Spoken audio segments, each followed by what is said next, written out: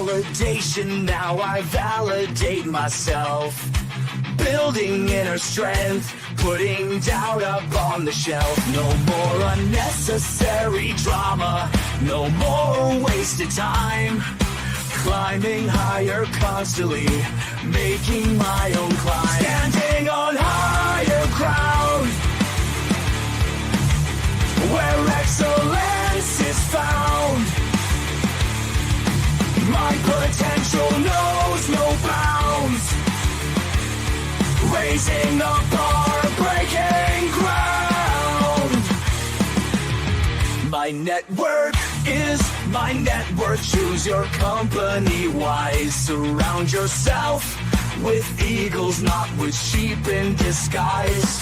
Every interaction is a reflection of my brand. Quality over quantity, that's my personal command. Standing on higher ground,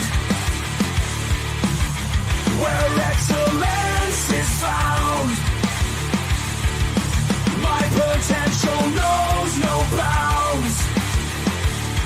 Raising the bar, breaking ground. Whoa, I'm not just living, I'm manifesting my vision. Cutting through limitations with surgical precision. My expectations are my compass, my respect is my shield. To mediocrity and chaos, I will never yield.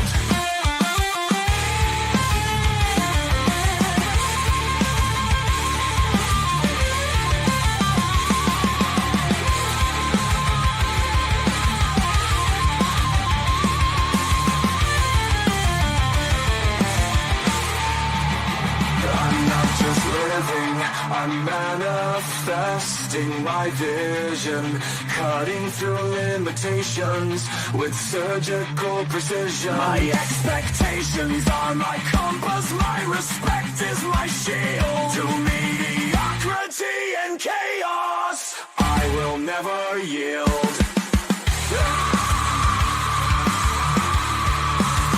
Standing on higher ground, where excellence is found. My potential knows no bounds. Raising the bar, breaking ground.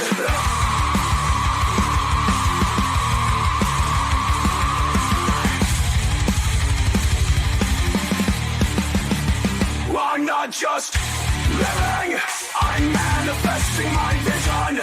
Cutting through limitations with surgical precision. My expectations are my compass, my respect is my shield. To mediocrity and chaos, I will never yield. How you doing, ladies and gentlemen? Welcome to This and That. I'm your host, Xander, where we're talking about this, that, and everything in between. Today we have gotten to a Friday night. Oh, look at that. Mikey's in quick. How you doing, Mikey?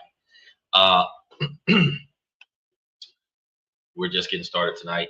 We have, a decent quantity of things going for us. This is a very interesting topic because one of the members of the membership had asked me about this a couple of weeks back, and I told him that I'd make a show about it. So today we're going to be talking about 7 instant hacks to stay calm when you're with somebody who is being ridiculous, someone who's not cooperating with the agenda, somebody who's making things difficult unnecessarily, and we're going to be giving you guys some information on how to work through that. Now, here on This and That, we go live 7 nights a week, and we do not let the sun rise without going live. And but even though we don't start on time, because we were like 15 minutes late today, we ask you guys to like and subscribe, and then also double check the membership. And we also recommend that you guys mash those reaction buttons while you're here. Show support for the channel because we got a lot of information going on for you. Over here on YouTube side of things, Francesco Corelio, hello. Good to see you on the show tonight.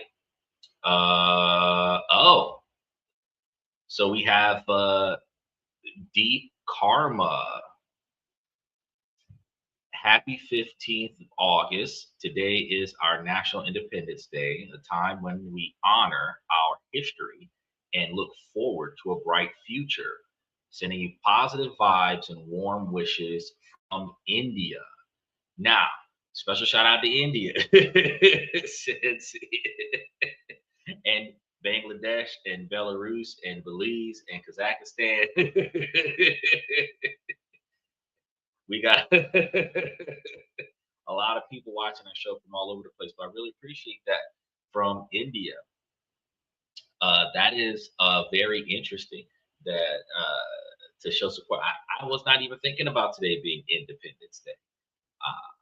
Is anybody barbecuing today or popping firecrackers or, eating crackers or going to Cracker Barrel or anything to do with crackers for Independence Day? Because I completely forgot about Independence Day. I'm going to be honest with you. The average holiday to me seems like just another day, specifically because I got so many things that I'm trying to accomplish, and in enjoying the fruits of my labors requires my labors to achieve the goals that I'm looking for first before I go and try to enjoy a historically defined national holiday. So, I do appreciate the reminder that today is Independence Day. I just wasn't prepared for it. Now, we go live 7 nights a week. We have different shows every night of the week. Sunday, we do questions and comments from the fans, questions about you guys to help you guys get things done for yourselves. We have Monday, Tuesday, and Wednesday, we talk about business and politics, where Monday, we talk about how politics negatively impacts your ability to make, save, and invest money. On Tuesdays, we talk about different ways to make money, save money, invest money, and budget money. Then on Wednesdays, we talk about different countries around the world that you guys can live and invest in. So, fellas, this is a lot of stuff. If this is a male-driven podcast from the male's perspective, this is a lot of information that you guys can listen to and learn from and potentially improve yourselves with. And then on Wednesdays, we talk about different countries around the world that we can live in and potentially invest in. I already said that. Then we have Thursday, Friday, Saturday. Today being Friday, we talk about personal improvement, self-development, relationship topics, socializations, building your brand, raises, promotions, retirement, forced retirement, severance packages, termination, and then how to build your 20 and 30-year plan, because knowing where you want to be at in life is it requires you to build a direction, but you have to have a destination first, and then figuring out what you got to do today to accomplish that is going to be one of the biggest ways to meet lifelong goals. Michael says, Cracker Barrel in India, happy Independence Day for Britain. Well, that does make a lot of sense, buddy. It does make a lot of sense. So we haven't had many updates. I haven't seen many things change over the last couple of days, but we will be telling you guys what you guys need to do today.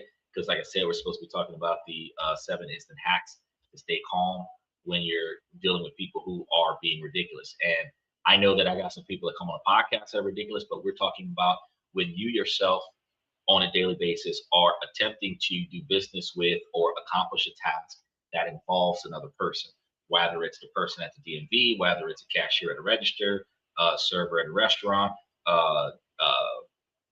it could be a file clerk, it could be your boss, it could be a friend, family member, or your partner, or your kids, or anybody like that. When you're trying to accomplish something and you're having an interaction or discussion with that person, and that person is refusing to cooperate with your ability to achieve your goals, where they are the obstacle in achieving your goals, which is turning into what would otherwise be a verbal argument. You have to remember that there is another way to handle it. And I understand that getting pissed off to high heaven is the easiest thing to do. Yelling and cursing and threatening people, it's the easiest thing to do. And those of us, no matter how much patience we have, we do harbor a level of short-temperedness, especially when we feel like we're in the presence of stupidity, deliberate stupidity, not the accidental I didn't know. Because if they didn't know, we would have so much patience. If they were mentally incompetent, we would have so much patience. But when we're observing what we perceive to be a trifling behavior, deliberate ignorance, refusal to perform what would otherwise be a reasonable and simple task, we get frustrated really quickly, right? You have to maintain a level of civility. It's not so much being it, it's not much humility, because humility is recognizing that you are not the center of the universe in this scenario, and that you have to recognize that your place, your role, your position in this interaction is limited. And within the limitations of your capabilities, you must have humility to accept what is outside of your control, what is outside of your authority, and be able to function without resentment. That would be a level of humility. This is not that. This is a level, because it's not so much just being humble. It is about finding a way to nitrous purge your anger in the middle of a scenario without actually blowing your stack. That's the best way to uh, put it. Uh, Hello, Gavin. So you have Yo Gang. So here on This and That, we like to teach the young bucks how to behave more effectively and more professionally. So Gavin, it would be more appropriate and more respectful, because this is a no different podcast from the male's perspective. The majority of the podcast is men. Uh, your homies, you would socialize with them as, gang, or YN, or unc or og, or whatever the case may be. But in a professional setting such as this one, you would interact with the other men that you are supposed to be showing mutual respect to, with hello sir, good morning, good evening, good afternoon, or simply hi. But yo gang is a lower value dialogue, which in practice devalues your position in a group setting. Where if we were having this conversation in person, all of the men that are in this conversation, talking about money, talking about success, talking about business, talking about investments, would be looking at your arrival as a child walking into a man's conversation. And to prevent yourself from being misrepresented in a scenario where you would ultimately lose respect from the first two words that came out of your mouth, you should practice either hi, hello, or hello, sir, as the go to whatever comes out of your mouth. Because if you were perceived on you got to remember, first impressions is within the first 15 seconds. And more often than not, if we're meeting somebody who knows we're coming, it's the second impression, because they already researched us before we showed up. Your first impression, where your first encounter with them in person, for them to change their position on you from what they thought about you before they met you to what they think about you after they meet you, in the first 15 seconds, you can only say like 5 or 7 words. And when you are walking up, and inside of that first 15 seconds, you want to make sure that you are articulating yourself in a respectable fashion to show a level of mutual respect to the other men that you are talking to in the conversation. So while that's a common thing for you guys, and I'm not gonna like really, bust your chops on it, I am gonna tell you that walking into a conversation full of men saying yo gang is not what you do. That's what the kids do. The kids do that on the schoolyard. So if you're trying to make money, you walk up to somebody, yo, what's up, fam? Yo, what's saying? And ultimately, the other men in the group that would have spent money on your idea is willing to walk away now, because you are not carrying yourself with a level of professionalism. So I just wanted to give you that before we got started, so that you could kind of think about that as we go forward, because it is important for everyone to recognize that no matter how we decide to look when we leave the house, we are a walking business. We carry ourselves to a level of, this is part of when we talk about building our brand, building your brand, how people see, because anybody who has a biblical background, whether you admit it or not, your parents was dragging you to church until you was old enough to say, I don't want to go, right? We've experienced the Bible, we've experienced Sunday school, and we've experienced a story where they talk about Job under the tree and Jesus was watching him, how he was interacting with people. You have to take that into consideration. Just like Job under the tree. When you behave a certain way right now, other people are watching. You don't know that they're watching you. You're paying attention to the person that you're interacting with. But the people who see you interacting will judge you. That's their first encounter of you. Now, their second encounter of you is your first encounter of them. And in that of technology, the problem that we have is that our reputation will precede us, meaning that our reputation will get there first because they can Google us before they meet us, so that when they meet us, they have an idea of how we're going to behave.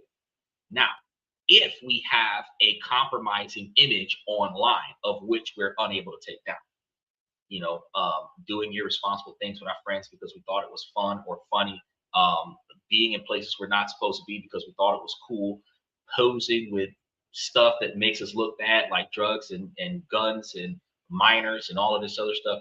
And we think that this is the thing to do when we're growing up. When we meet this person, we have a huge hurdle that we didn't know that we had to overcome. And we have to win this person over, even though they already don't like us, right? We don't know that.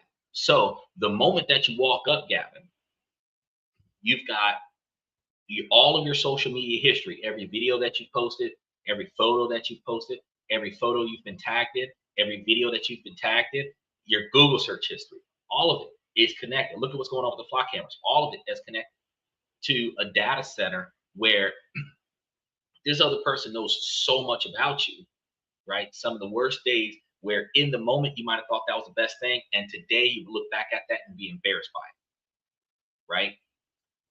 And now you have the issue that you have to have this person have faith in you. The first handful of words that come out of your mouth is going to be showing respect to the other person and then articulating your value to the other person, right? And you're not going to be able to do that when the first 2 or 3 words, yo, what's up, gang? Yo, gang, what's up, gang? Hey. You know what I mean? They're going to perceive you. And even if you have 5 degrees and 3 of them are PhDs, if that's what came out of your mouth, they're going to perceive you before anything else as a low value, uneducated person. And that would compromise your ability to succeed. So I just wanted to touch base on that real quick, because your success is going to be based off of how you carry yourself, how you build your brand, your first encounter, your second encounter, repeat behavior. And if you're not carrying yourself with the level of professionalism that the people that you want to invest in you will accept, you will find yourself in a situation where they're going to reject you, and it makes it harder for you to get into the areas that you want to get into. So I'm just showing you guys like self-sabotaging behavior, and it's not intentional. We learned this growing up. I used to speak street slang when I was growing up and interacting with the boys on the block when I was growing up. But I realized quickly that would not get me as far as I needed to go. And then I learned when I got caught up with them that because I was articulating my dialogue on a college level as a minor, the judge would look at me like this man has potential, and all of the things that I otherwise would have been serving time for would get thrown out because I did not present myself as the type of child that would perform the accusations that was set before me. And that ultimately kept me out of a lot more trouble, because I was right next to some of the ones that was out there doing some of the stuff that none of us had no business doing. They had the book thrown at them and the book was taken away from me, and I was able to walk scot-free. So I'm just letting you know that you should change the way you approach a situation.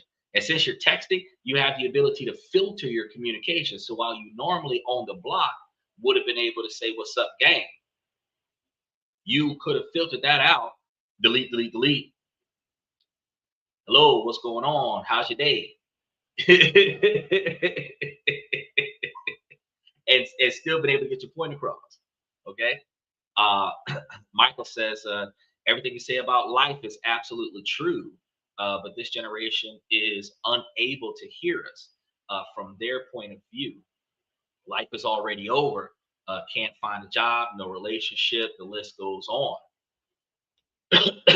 I may as well walk around life in my PJs. Who's your plug at school? Where you getting your vapes? 70% of students are vaping in class. Stephen is 100. Michael is 100% correct, y'all. Michael is 100% correct. There, not one thing he just said can I even critique. At the end of the day, your life is just starting as young bucks, right? And even though your lives are starting at young bucks, y'all have already perceived yourselves as getting it as far as you're going to get so far, because more often than not, we are learning from our parents to live reactionary to our environment. We do not create the environment that we want to thrive in. We react to the environment that we are currently in. And that is not beneficial to our future. And since we learn, and I'm going to tell you, I've talked about this before. When parents don't want the kids in their face, the parents will give them some money and send them off to go do something. That starts the allowance. The parents will sit them in front of a TV, sit them in front of video game consoles. These days, the parents would give the kids cell phones, and that's one of the reasons why the kids are so tech savvy, because you have this phone unlocked for hours at 2, 3, 4 years old to entertain yourself so that you're quiet and not causing trouble. The parents will teach the children to get out of their face instead of teaching the children what to do to be productive. Then, as the children get older, you're just sending them to school. You're not teaching them how to interact with other people. You're not teaching them how to perform. You're not teaching them how to behave. You will tell them that if the teacher gets bucked, that you'll go down there and beat up the teacher, which gives the kid unrealistic behavior to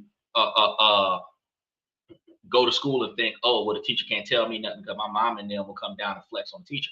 No, the students are not taught socialization at home. And then when they get to school, they learn socialization from their peers.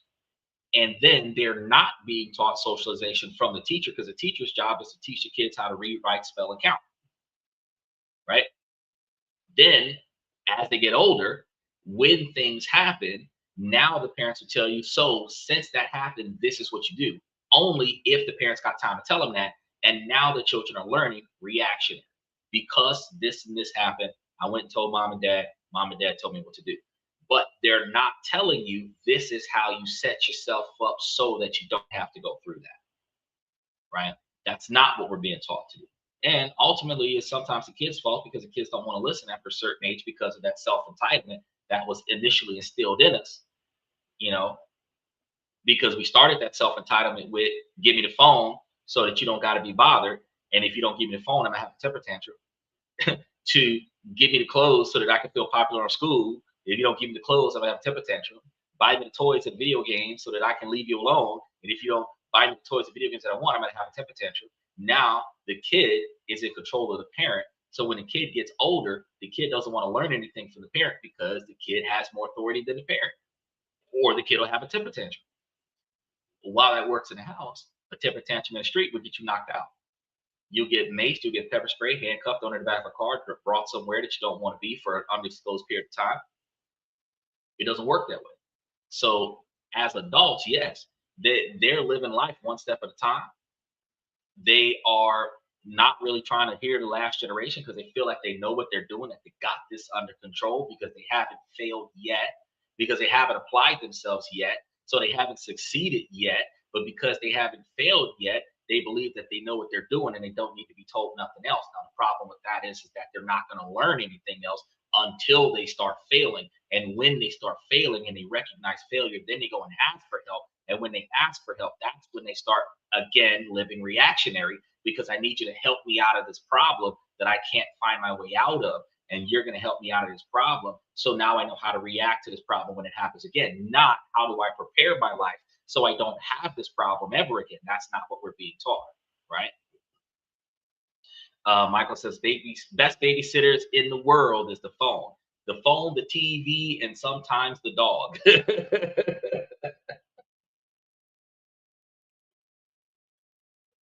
It is what it is. It's true. It's true. So I wanted to take a few minutes out of the show before we got started so that we could talk about that, because today we're supposed to be talking about the 7 instant hacks to stay calm when you're dealing with somebody that's being ridiculous. And somebody being ridiculous is going to be somebody that's not willing to comply or cooperate with what you're trying to accomplish.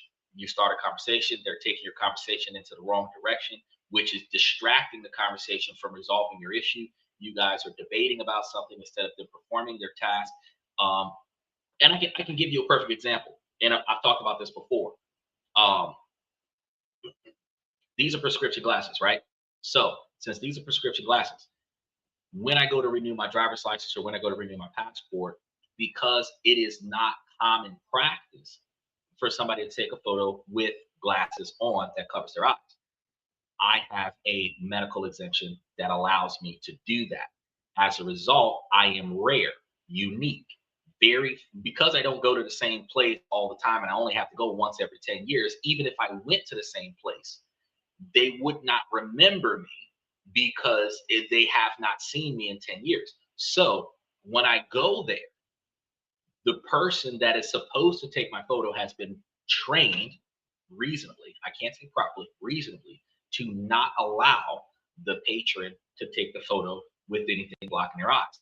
Now, that poses a problem because the person at the front desk has a self entitlement scenario where he or she is the most authoritative person at the desk and is unwilling to go and get a manager or supervisor when they don't understand what's going on. Then they're going to be resistive to change. They see somebody walking up that is deliberately going to take this photo and they're going to not allow it to happen on their watch.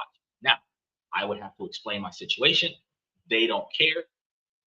I would have to escalate it to a supervisor. They don't want to.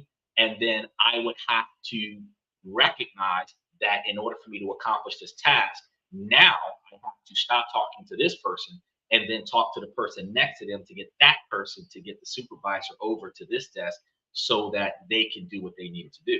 Now, I could get mad. I could flip desk. I could curse the person out. I could call them all kind of names. I could bark laws all day long.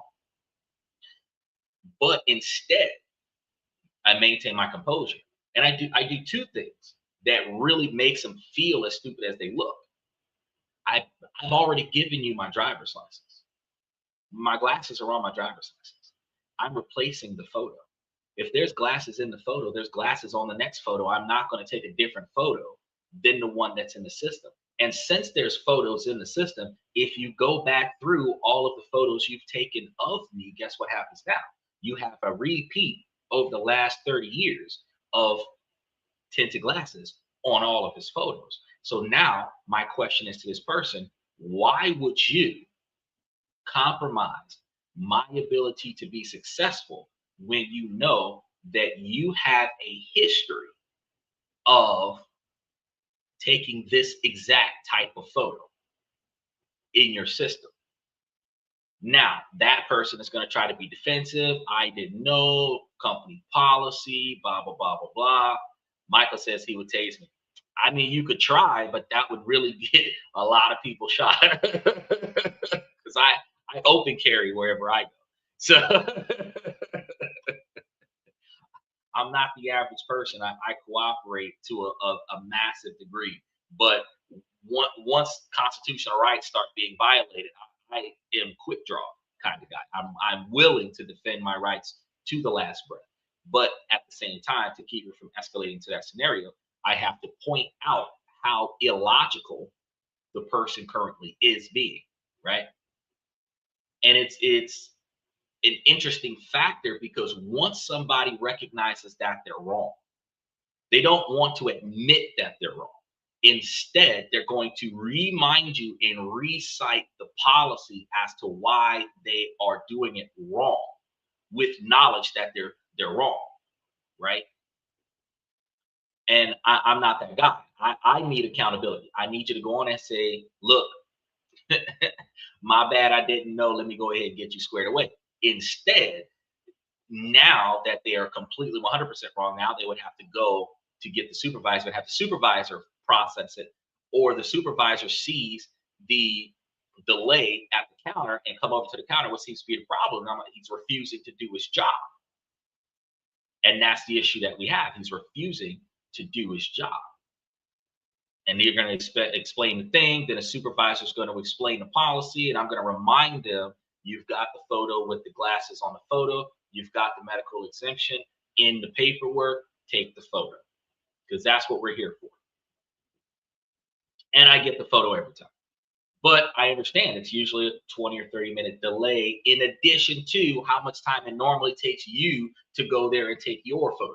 So if it takes you an hour, it takes me an hour and 20. If it takes you 5 hours, it takes me 5 hours and 20, because I got to spend an extra 20 minutes debating because I'm different. And same thing with the passport photo. The person that's paid to take the photo is not processing the information. I'm paying you for a picture. So all you have to do is take it to the standard of, and anything that I want in it is supposed to be to the standard of the expectations of the customer, not your personal preference. So if I want to do it in a way where the photo would get denied, you take the picture because that's what I'm paying you for. And if I get denied, that's on me. But for you to tell me that you've taken my money, but you're not going to take the photo because you don't want to do it differently to what you do it every other day, which is click the button. Except this time you're not gonna make me take off these glasses. At the end of the day, you're causing a problem because you recognize that you can't get your way, so you're trying to assert unnecessary authority in this situation, which provides a conflict that should not be there. So you have to understand how to communicate and articulate with people that are accidentally or sometimes deliberately being difficult. And that's what we're going to be talking about today. Michael says, I don't see any other problem, sir. Thank you for your explanation. Have a nice day. Exactly. And that's what happens on the 21st and 22nd moment. That's exactly what happens on the 21st and 22nd moment. That's exactly what happens. Once they review the records and they realize his stuff is across the board legit, it is what it is. And that's why I told you guys I timed going to get my prescription glasses, because it's $1,000 of frames for, well, frames and lenses is $1,000 for these things. I can probably get them for like $850, $875 over at Vision Works and do like a 2-for-1 special if I catch it at the right time of the year. But they're like $1,000 for these glasses. Then it's a $79 eye exam, and I have to have the doctor's note brought to the facility within 12 months of the exam. So the year that I get the ID is the year that I got to go in. And if I don't get an exam any other time, the year that I renew the ID is the year that I have to go and not only get the test, but also get new glasses. So that means I'm spending $1,100 so that I can go to the DMV and spend like $50 so that I can get my license renewed, right? That's more money than people with DUI spend to get their license reinstated.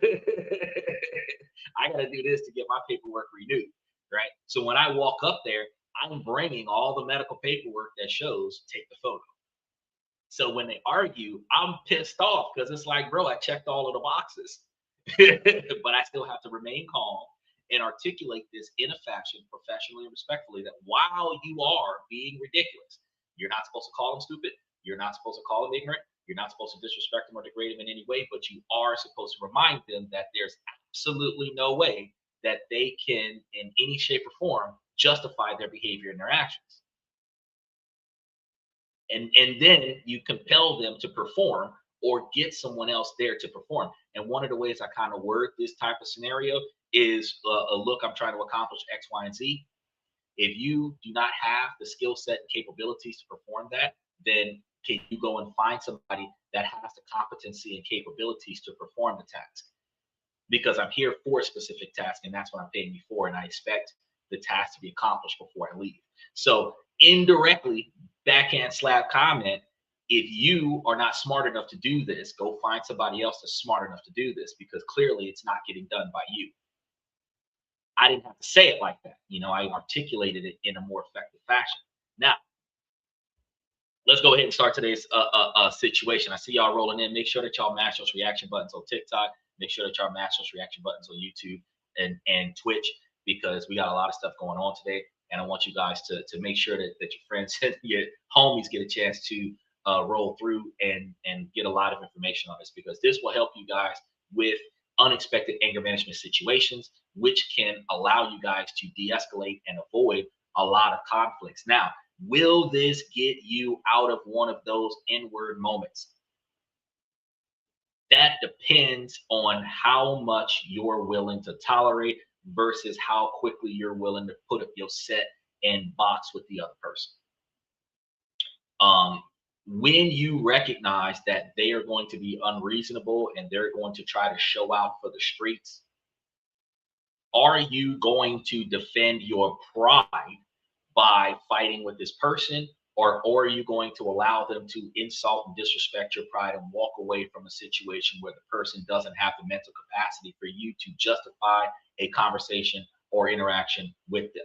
That's going to be the biggest question, because as I've told you, that's correct, Michael, coping skills. As I've told you guys before, when you are in a conflict, and a conflict is when the two parties are not getting along during the interaction and unable to achieve whatever the interaction was designed for. That's a conflict. It doesn't have to be a fist fight. It doesn't have to be a big old boom by shade. It could simply be, I want to sit on the left and you don't want me to sit on the left. It's a conflict. Okay. Now, under any circumstances where you are in a conflict, you have to recognize that the decisions that are laid before you are inappropriate decisions when the people around you start pulling out their cell phones to record your response. The appropriate response is not a viral moment. The appropriate response is not something you can tag on Snapchat. It's not something you can tag on TikTok. It's not something that you can put up on your Instagram reel. The most appropriate and most professional response is going to be the boring response. It's going to be something that is not worth uploading to social media. However, the response that is worth uploading to social media is going to be the most negative and inappropriate, disrespectful response that you can give. And a lot of young folks want to go viral. They want that world star moment. They want that moment where, like, I said what I said, or I did what I did, mic drop moment. And everybody's going to be talking about this for 6 months to a year, 2 years, 5 years, whatever. Millions of people will know about this. They might make memes out of this situation. Look, society, at least in Western culture, praises negative behavior. If your behavior goes viral, likely it's because it's negative. Because if it wasn't negative, your behavior wouldn't go viral. Right? More people have something to say about it. Because think about this. When something good is done, one person tells one person. When something bad is done, one person tells 10 people.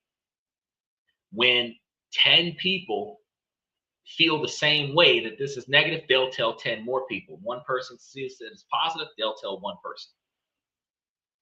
Multiplying that, 1,000 people will know about something negative before 10 people know something positive. That is how we operate in Western culture in the United States. So when you decide to make a decision, especially in a crowded place, everybody's got a cell phone that's going to be recording, and the establishment sometimes has recordings as well. What you're about to say and do could effectively go viral if it is not a positive response. You understand? Now, as I told you at the beginning of the show about 30 minutes ago, that negative response will meet your next employer. It'll meet your if you're trying to get engaged and you're trying to meet the family, and the family opens up an investigation and does a little light digging on you, and that video will pop up. Now they don't want y'all to be together. They're just hating on me. No, they're not hating on you. They don't like your attitude when you behave in public. You have to understand that in modern times, 2026 going forward, our reputation will precede us by billions of people will get to see and meet us before we actually get there. People in other countries, special shout out to OG Kicks, people from other countries will see and hear us before we get there. Y'all just see India. If I went to India, a lot of people in India would know exactly who I am. Half of the people watching the show right now are from Bangladesh. If I went to Bangladesh, I'd be a celebrity. right? But when I go to Bangladesh, because all I talk about is how to improve your life and make, save, and invest money, when I go to Bangladesh, people talk to me with respect, probably offer me a business deal. But if I devalued and degraded myself on social media, when I got to Bangladesh, they would know me, but they would not know me for anything positive. And that's what you guys got to understand. Your reputation precedes you. Back in the 90s, before 2009, so anybody born after 2009 is going to look at me and think, oh, he's old because he was born in the 1900s. Yes, I was born in the 1900s. And back in the 90s, you guys got to understand, your reputation went as far as people were willing to talk about you. So it might be inside of 30 square blocks, it might be inside of one individual city, but it wasn't on the other side of town. It wasn't across the tracks. It wasn't in another city or state. Now in 2026, what you say today on camera in your house in Pennsylvania is also in my house in Florida, in another house in California, in another house in Maine, all at the same time.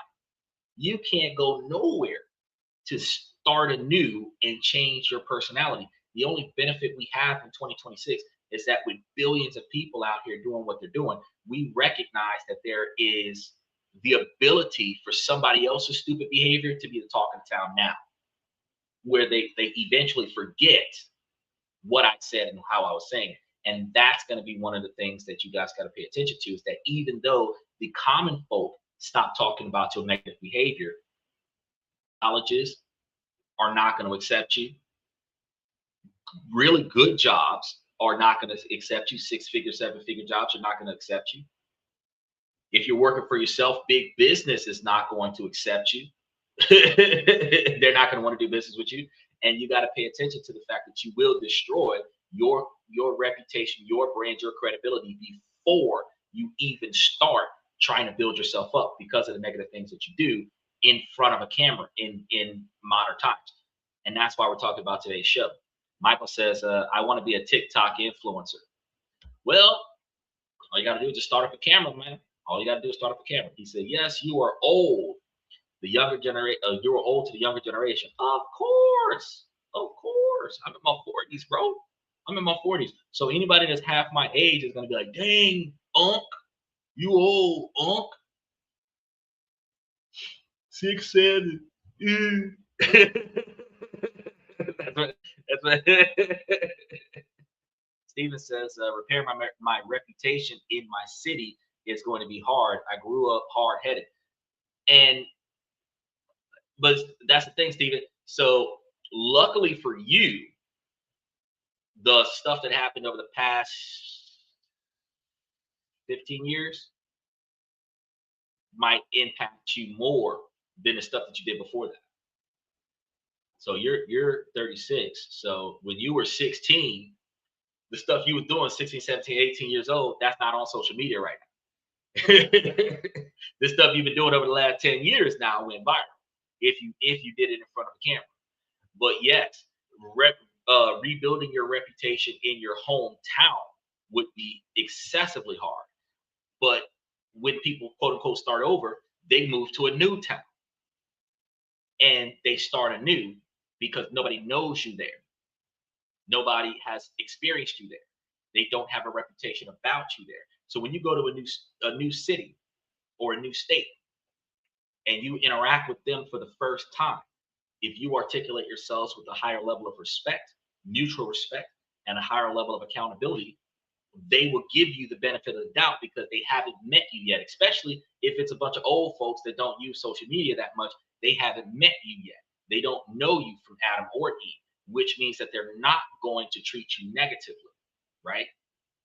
At least not starting out.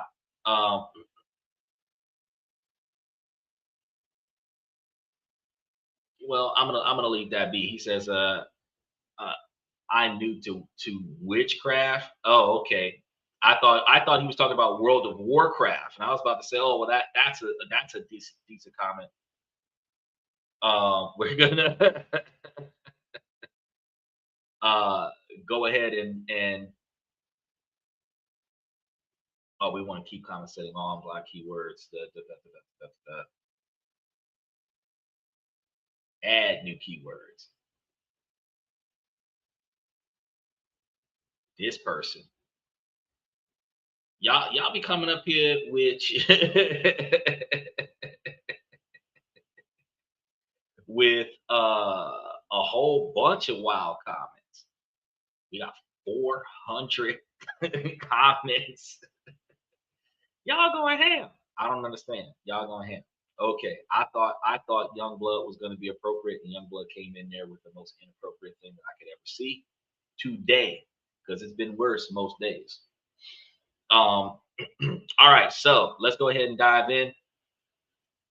Guys, you guys over on YouTube side of things, I got TikTok on the other side over here, and I'm trying to manage 2 different comment sections until I can integrate both comment sections. So you guys make sure when you have available fingers to mash those reaction buttons on both YouTube, Twitch, and TikTok, so that we can keep everybody together until that stream key comes through for everybody to integrate. Because I told you guys I was going to bring more conversation in, because TikTok be talking, but TikTok today I gotta set it up where they're the adults are in there, because we got some that come in that are not too appropriate. But let's say that you're in this scenario, right? Let's paint this picture here. You're in this scenario. You feel the rise in your chest, that hot, frustrating anger when you're trying to be reasonable with somebody, and the person in front of you is just not, right? Your logic isn't working, your facts are being ignored, and you're about to lose your cool, right? You're presenting clear, undeniable points, and they are hitting you back with personal attacks, emotional outbursts, or complete refusal to engage with reality, right? You feel your face getting hot, your heart starts to pound, and you know that you are about to say something that you will absolutely regret. I know we've all been there. Feels like being trapped in a conversation with a brick wall, except the brick wall is yelling at you, right? What if I told you that there is a playbook for this particular situation, right? What if in that moment, instead of losing control and getting dragged down into their chaos, because sometimes people just want negative attention and they will start chaos with a stranger just to keep the attention on them, right? Instead of that, you can pull out and set of strategic moves that will aid you in being successful, or removing yourself from the conversation before you perform an action or activity that you would wish that you had, right? This is going to be a playbook that's not only going to keep you calm, but it's going to put you back into the driver's seat of the discussion. So this isn't about just surviving these moments, because I never give you guys information on just surviving, right? This is a practice guide to turning those exact situations to your strategic advantage. Now, recognize I've already put these walkthroughs into the membership. Stephen asked me to do this a couple of weeks ago, so it is already accessible in the membership. The guides on YouTube it's accessible already, and you can always go to click the link in the membership and then download the documents, and then use these step-by-step guides, the walkthroughs, and everything like that to aid you guys in being successful with navigating these types of discussions, right?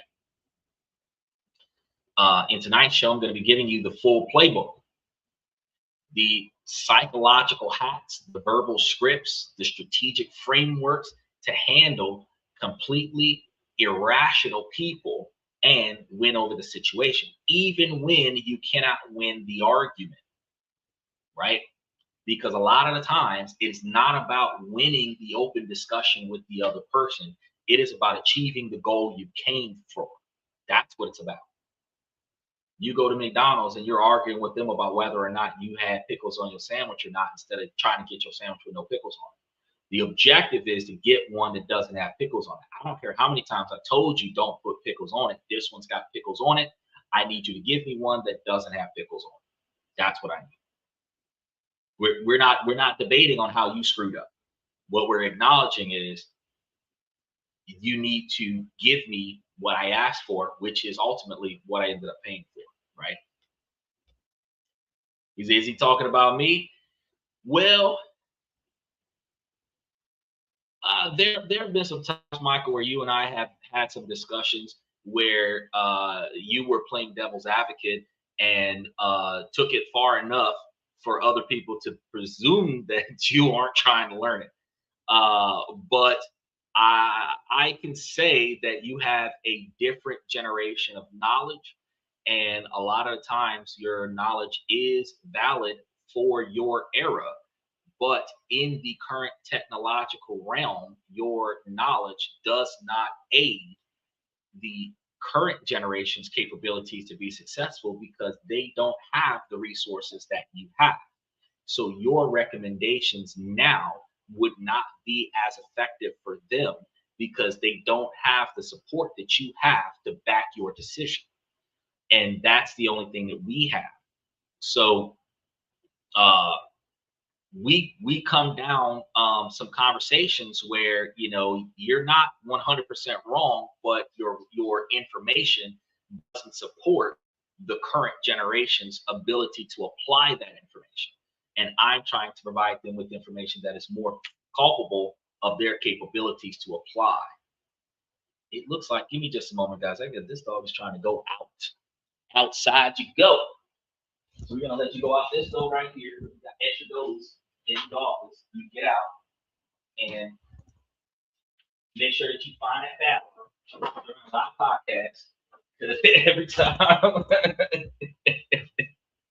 every time I look to the left, he getting ready to go to the bathroom, and I'm like, nope, nope. All right, so let's get in here. Michael says each generation is the same. Okay, yes. To the magnitude of the ability to learn and the ability to apply yourselves, each generation is somewhat the same. And the reason why they are the same is because they're walking into the similar scenarios with the similar quantity of information. Because right now we have very few generations that are passing down the information to the next generation, where the next generation was already conditioned to want to learn, right? We have developed self-sufficiency. Well, we have developed independence being masked as self-sufficiency. Self-preservation is really what it is. So with that self-preservation and independence combined together, we are unwilling to learn from anybody other than ourselves, and we're only willing to learn from our own mistakes. So I got this until I don't, and then when I don't, help me is what we do, instead of I want to learn from these people who've already done that so that I can know what I should not do based on what didn't work for them, right? Because you can do whatever you want to do in this world until somebody with more authority over your situation prevents you from doing it. So while you could, in certain situations, go to certain places and do certain things, and normally it wouldn't be an issue because today somebody is in your way, the gatekeeper of your success. You find yourself in a situation without the capabilities of achieving the outcome that you thought was supposed to be seemingly easy, right? And that is where I come in at with giving you guys information on how to adapt to the things that you otherwise would not be prepared to adapt to. Michael says a generation gap for each generation. 20 years to late, they see you as you see me. I think it's going to be a lot longer than that because generations roll over every 15 to 20 years. However, your generation, you have had an entire lifestyle with no technology because technology came out in 2009, and 1959 would have been 50 years. From 59 to 2009, it would have been 50 years of no technology, right? So you would have been middle age when technology came out, right? I am the last of your generation, but I incorporated their generation into my lifestyle. So I am the middle generation between the Gen Zs and the baby boomers, right? I'm like one of the last Gen Xers that they've got out there, right? So I come from the generation that had experience to 8-track tape players and record players and 45s and disco balls and all of this other stuff. I'm the last generation of experiencing these kinds of things. VCRs, cassette tapes, how to take the little piece of paper, put it into a little square in order to record over something that otherwise wasn't allowed to be recorded on, having to wait until the DJ shut up to hit record so that you can record your favorite songs, how to make a mixtape, spending weeks waiting on the song to actually come on the air so that you can get that particular song in a specific sequence on the tape so that you can hand that tape off to somebody important to I'm familiar with that generation, right? But I'm also familiar with the generation where you can just download everything into a playlist and then reorganize the playlist and then send a link to that playlist to somebody else where they can just click the link and listen to the songs. So I see you as sage advice, Michael, but I also see that the era of non-internet does not transition over to the era of internet as easily, because slap somebody in the face in the non-technology era would have been like your word against mine, but in the technology era, 12 people have that on recording and you would catch a charge for it because it's on recording. Matter of fact, side note real quick, I've had this debate with somebody over the last few days because a video was on TikTok. So I'm talking to you guys on TikTok about this because I know y'all probably seen it, where this lady makes this cop in a parking lot, and I said it was, and they're like, oh, no, it's not self-defense, it's not self-defense. I'm like, wait. The police officer has it on video that the woman makes the cop. The charge was dismissed in the court of law. The police charged her with assault on an officer, so the police officer is not going to withdraw the claim. As a result, if the victim isn't going to withdraw the claim, the judge has to decide guilt or innocence. If the prosecutor doesn't want to prosecute the charge, or the judge believes that the person is not guilty of committing the charge, then that means that you did not commit the charge. If it is dismissed, it doesn't matter if it was a plea deal or not. If it was dismissed, it was dismissed under the scope of self-defense, but they're not going to put self-defense as the verdict. They're going to dismiss the charge and focus on the conviction of the theft that the woman was involved in, because she was involved in $60-something thousand worth of theft. But let's be clear, if she did, in fact, unnecessarily assault a police officer, she would have held the police officer, the battery on a police officer. They would have reduced her theft charge and gave her the battery on an officer charge because she would have had more time. She would have, and matter of fact, because the assault on a police officer has mandatory jail time, she would have ended up with 6 months to a year in county, plus whatever probationary suspended sentence that she would have after that for the theft. So the fact that they threw out the charge against the officer was self-defense. People are debating with me, no, it's not self-defense. Oh, you don't like police officers, you must be black. Well, I am black. I don't like police officers, but that's not the point. The point is a cop is not going to have a assault on an officer thrown out of court unless the person who assaulted the officer was in self-defense. That's the only time it gets thrown out. But again, this is one of those situations where I communicated with the person. I understand your feelings, but if you're looking at the situation, all of the evidence indicates that the person performed the action. The officer is not going to drop the charge. So that leaves the only option for this scenario is that the person was not guilty of the action that was performed because it was self-defense. You don't have to like the way the law is written. You just have to accept the way it is and navigate around it.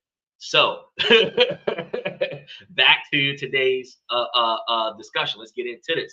And before we get into some specific plays, we need to install a new operating system into you guys' brain. It's going to be the fundamental principles that will govern every move that you make. And it's going to be this. The goal is never, ever to win the argument. The goal is to win the situation. That's the goal. Whatever you came here for, achieving it today, right now, in this transaction, that is your goal. Not who's right or who's wrong in the conversation. Matter of fact, real quick, another side note, right? Y'all remember I talked to y'all about the guy with the cell phone at the T-Mobile store? All of the inappropriate behavior that he gave me, he got reported. He got in trouble with his boss, his other boss. Corporate found out about it. I went in there to get a phone. I walked out with a phone. No matter how he tries to spin his behavior, the fact is his ability to delay my ability to be successful was unprofessional. But regardless of whether or not he believes he was right or wrong, I still walked out of that store with my phone. And recognize, he even went to the magnitude of trying to tell me to leave the store. It's like, but bro, you just took a few $100s off my credit card. So you either give me the product or finish servicing the product, but you cannot eject me from the building while you have my product. You cannot have my property and then tell me that I can't stay here. You don't have to serve me. Every establishment has the right to refuse service. But once the exchange of a transaction begins, one of two things has to happen. You have to refund me my money so that I can go to another store and get the product, or give me the product that I paid for so that I can leave. As soon as you cannot refuse service after you've taken my money.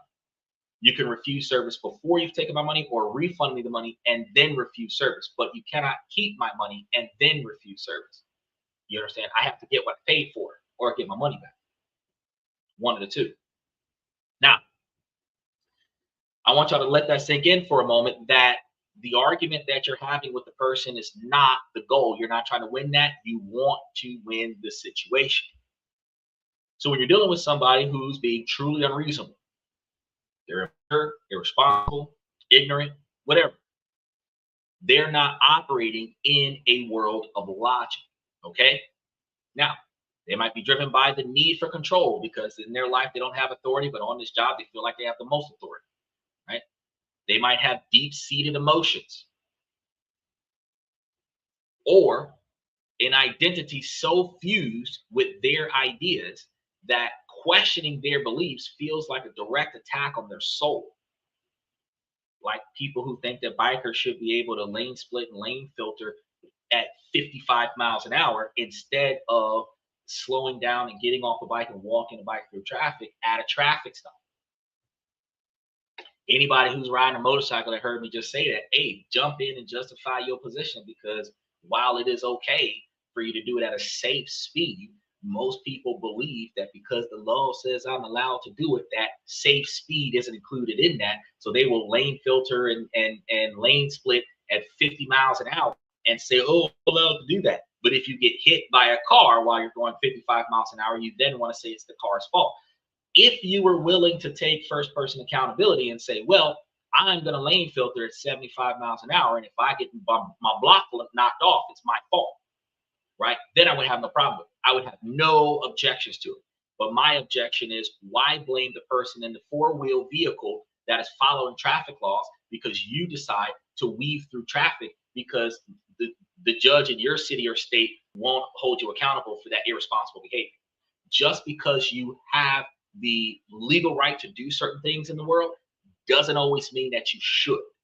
Responsible behavior requires you to observe the current situation that you're in and then recognize that you should ultimately not do certain things that you might have the right to do, specifically because it contradicts your ability to achieve the agenda that you came to achieve. And that's going to be the most important part about it. It's not so much whether or not it's legal, because I can open carry wherever I want. It's legal in the states that allow open carry, and I can conceal carry wherever I want, where it's legal in states that doesn't allow open carry. But certain stores like Walmart and certain banks still have a in-house policy that doesn't allow firearms in the building. Not going to stop me from walking in with one, but at the end of the day, I have to recognize that my right to have my firearm is limited to when it is appropriate to have it. For example, even if I had a enhanced carry permit where I could bring it to a school, a local school, I shouldn't leave it in the car. Even though I paid all this extra money and got all of this extra training to walk onto campus with a gun on my hip, just like a police officer, and I've got the permit to show it, I shouldn't. Why? because I'm not going there to have conflict with anybody. I can go there with my body armor on. I don't need to go there with the firearm on. I can leave it in the car, because there's certain things that you might have the legal right to do, but you just shouldn't do that, right? And that's going to be incorporated into what we're talking about right now. So trying to win an argument with logic against someone who isn't using logic is going to be like trying to play chess with a pigeon, right? It will knock over the pieces, strut around like it won something, leave a mess on the table for you to clean up. But they're not playing by the same rules that you're playing by. Okay. Experts and writers like those featured in publications such as Psychology Today often warn against the traps that we normally fall into. We call them N-word moments. Returning anger with anger, arguing back, or trying to force our point of view across, because a lot of the times a conversation that would have otherwise been over is continuing because I'm trying to reinstill my point while you're trying to reinstill your point. And this usually would happen in a discussion with a police officer where they're wrong, you know they're wrong, they know they're wrong, you've already pointed out they're wrong, they're going to remind you that they have a policy they're supposed to follow. You got to understand that they got a hard job because of social interaction. They signed up for it. You didn't sign up for this interaction, but they're going to try to justify their negative behavior instead of accepting and admitting that they screwed up. You're going to continue to reinstill, regardless of how you feel, regardless of what your policies are. Your policies are not law, and you are breaking the law, and you are violating my rights, and you are wrong for what you're doing, and you have acknowledged or recognized it, even though you haven't acknowledged it. And acknowledging it is all I'm looking for us to move forward. That's what people normally end up doing. They just want to get the person to admit where they're wrong. Oh, I'm going to sue you. But guess what? The police officer is trained not to admit where they're wrong, so that you don't sue them. So the dynamic is that once you recognize that they're wrong, you're trying to resolve the interaction. The goal is to resolve the interaction, not reinstill that they are wrong. You already know it. They already know it. You don't care. They don't care. Whatever you're going to do about it, you're going to do about it later. But you're going to finish this scenario and keep it pushing, right? These moves are gasoline on the fire of any interaction, especially when the interaction is starting to go negative. They don't lead to the resolution. They lead to escalation, because eventually somebody's going to get frustrated and somebody's going to start behaving inappropriately. And if that person is an authority in your interaction, whether it's the supervisor of an establishment that you're trying to do business with, a police officer, a teacher, and you're the student, your boss of your job, your partner in a relationship, it's not going to end well. It's not going to end well. If this is your parents and your parents pay your bills, it's not going to end well, right? Anybody who has more authority over the outcome of your situation than you do. And I know, ladies, y'all can feel like y'all independent women, y'all don't need no man, y'all don't got this, that, and the third, blah, blah, blah, blah, blah. But you got to understand that if anybody interacts with your financial position in any way, that person has the right and capability to dictate certain terms, whether you like it or not. And if you mistreat that person will cut you off financially. And while you don't care about that, you will experience a financial deprivation that you would otherwise now have to adapt to, where you could have prevented that by conceding in the argument and achieving the solution of showing somebody else the respect that they needed to accomplish your task. It is not manipulation. It is resolving the issue in your favor, right? So many women argue with their boyfriends and their husbands when they could really just do what he said and get way more out of him than what they would get out of him if they argued him down and won the argument. You won the argument, but you lost respect from your man. You won the argument, but now he's not willing to perform for you. You won the argument, but now he's looking for another woman that doesn't argue with him. You could have cooperated with him, and now he's trying to give you twice as much. You got to understand, winning the argument is not always the goal. Sometimes it's counterproductive.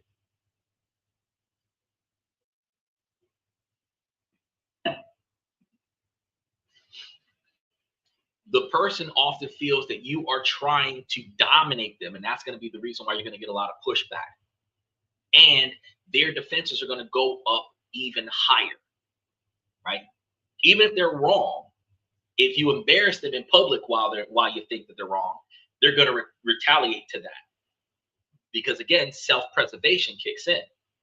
I can't have you ruin my reputation in society where nobody will respect me.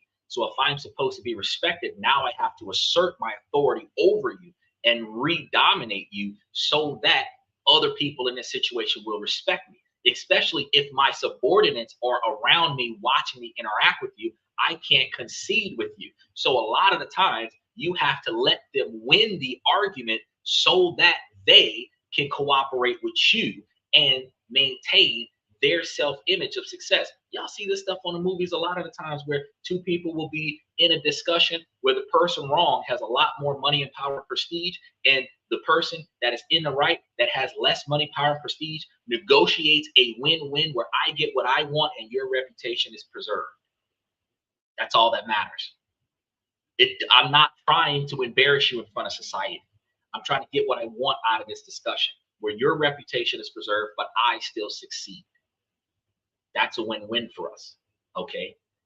In legal terms, that's called the mediation, where you don't admit guilt, you settle, I get something, you get to walk away from the situation, swept under the rug, everybody's satisfied, right? You got to understand.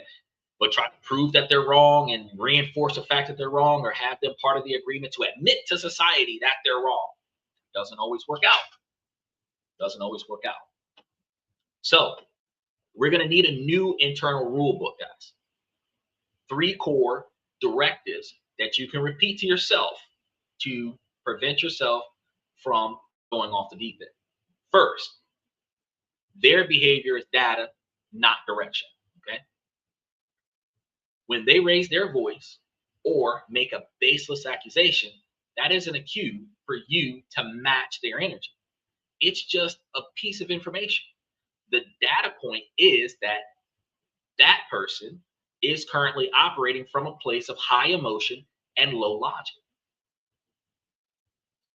And ultimately, calm down escalates the situation. Telling them to de-escalate escalates the situation.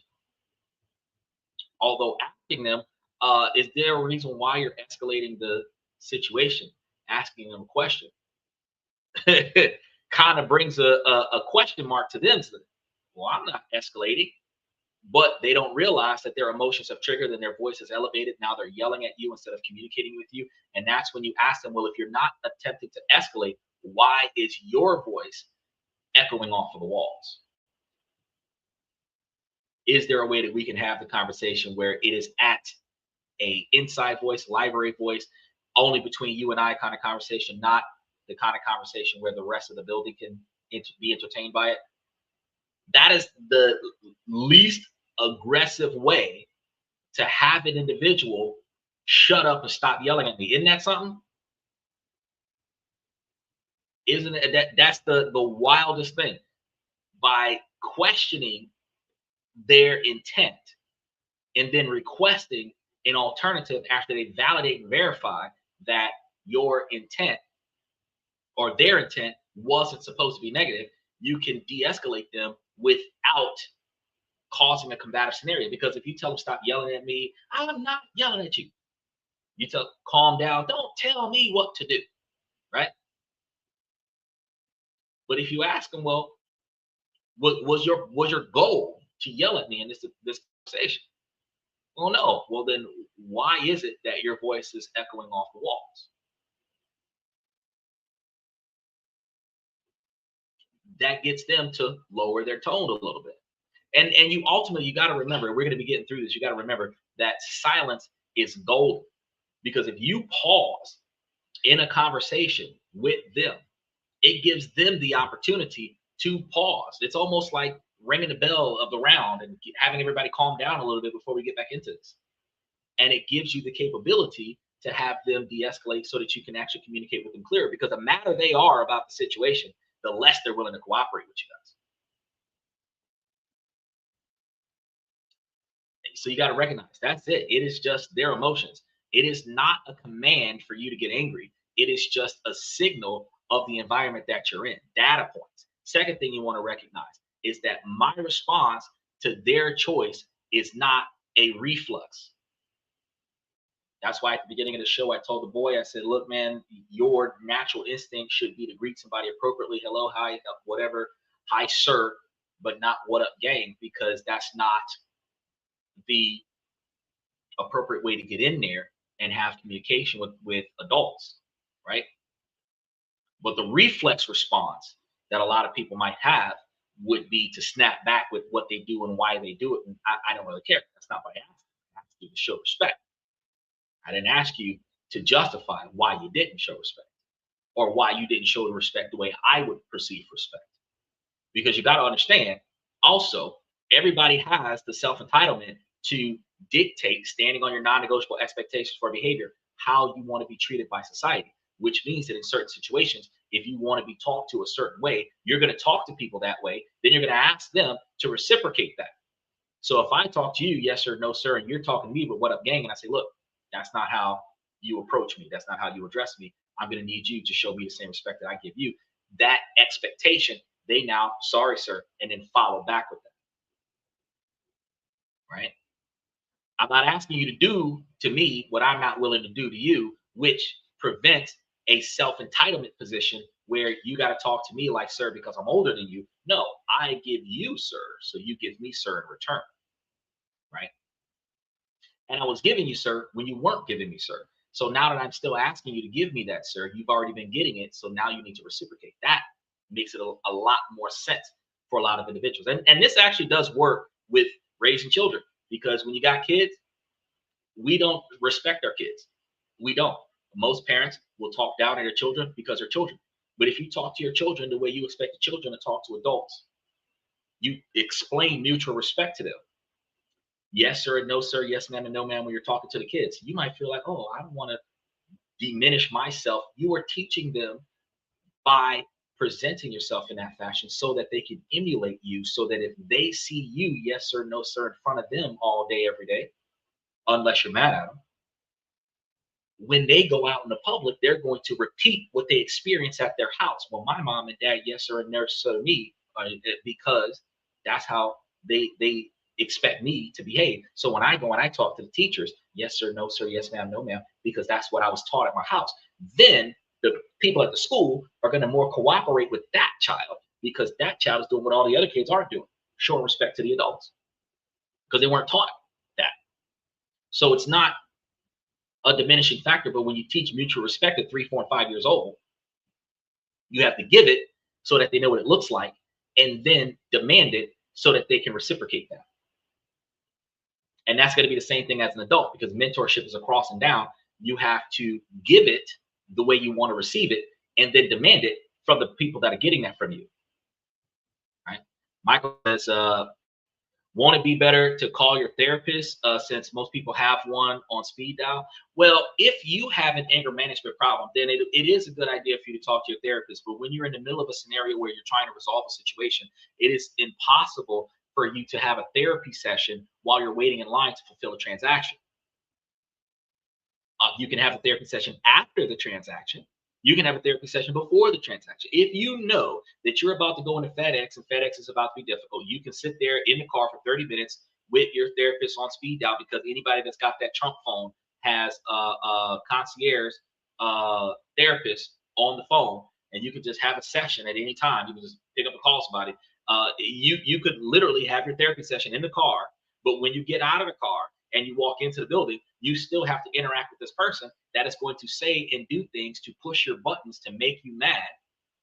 And a lot of the times it's going to be done to make you feel as bad as they feel in the situation, or to have probable cause to make you leave the establishment, because they're going to say you were being unreasonable, even though your lack of reason is a byproduct of their lack of reason. If you maintain reason on video, on audio, you have the backing to say that I was never out of line. but you were always out of line. And it doesn't always work, but more often than not, it does work. That the scenario that two wrongs don't make a right, because two wrongs don't make a right, you are in fact wrong. Doesn't matter if the other person was wrong. You're wrong. You're in trouble now. But if they are the only person in the wrong out of this scenario, you are not in trouble, which means whatever it is that you're trying to accomplish is more likely to be accomplished. If you're in the wrong, even though they're in the wrong, you're getting escorted out because they have the right to be here and you don't. That's the full dynamic. Because at any point in time, if you didn't like what was going on, you could leave. They work here. They have to clock out and go home, right? Mike says, I think the problem with society started in 1979 when it became illegal to punish your kids. It is not illegal to punish your kids. It is not illegal to punish your kids. It's socially unacceptable. That's what it is. There's a difference between being illegal. There's actually, I think, 19 or more states in the country that still allow schools to whip your child in school. It's just that most parents would protest against that, and the school board would discipline the teacher for doing it. The police officer would probably arrest the adult if the parent was to try to file charges against them. But at the end of the day, corporal punishment in a school is still allowed in more than 19 states in this country. It's just the fact that it is socially unacceptable. It's not truly illegal. So yes, if the child is not behaving in class, reasonably getting spanked by the teacher is appropriate. It just depends on where you hit them and how. Because if you put your hand on their bottom, it can be perceived as harassment. But if you put the ruler to the bottom, then it's not a problem. Now, if you put the ruler anywhere other than their bottom, then it could be considered as child abuse. So it really just depends on how you do it and how many times. If you hit them 2-3 times, it can be perceived as discipline. If you just hit them for 20 minutes, it can be considered assault. So there's a fine line there. But truth of the matter is that it is still not illegal. It is actually fundamentally illegal. It's just that not too many parents are willing to allow their kids to get disciplined by society until the kids are old enough to get shot and killed by a police officer. And then you want to blame the police officer. Well, it's not the police officer's fault all the time that your child was resisting cooperation with the officer. The situation got worse because no matter how bad the police officer was being, your child got worse alongside the officer, which is why I told you fundamentally, no matter how bad the other person is being, you are not supposed to match their vibe. You are supposed to stay content. No matter how hard that might be in that situation, you are supposed to stay content. Because you go from being a victim to being an aggressor when you match their vibe. He says, if you don't punish your kids, you want to jail. Oh, yeah, if you don't punish if you do not provide your kids with the right sentiment in the house, the city will provide your kid with a perfect room. Because think about this right now. If you were put in a timeout as a child, go to your room, you're grounded. Now, let's look at the legal system. Holding cells, timeout, jail time, grounded, right? When your parents let you out on restricted leave, allowing you to go do things like go to school, but come straight back home because you're still grounded, probation, parole. When your parents snatch you up off the block and bring you back to the house and give you a whooping, guess what that is? Detention, arrest. So house, the parents can actually show you better ways to function so that you don't get in trouble, not evading getting caught, but actually behaving responsibly so that you're not in trouble unnecessarily, and then prevent you from receiving the negative extreme areas. So when it comes down to corporal punishment, it is better for the child to catch the whooping at the house with mom and dad than it is for them to catch that whooping on the street by 20 cops. That's just my opinion. Not everybody has to agree with that, though. Michael says, it became to a point that kids are now running the house, creating adult kids. Oh yeah, I talked about that already. The kids are not, the parents are bowing to the children because the parents don't want the kids to make a bunch of noise. So the parents will do whatever the child wants in order to give the child what they want. But I'm gonna tell you something. My child start having a temper tantrum, I'm gonna see how long it lasts. I don't care if you're yelling and screaming. I'm gonna see how long it lasts. Whatever it is you want, you're not getting. I'm gonna see how long it lasts.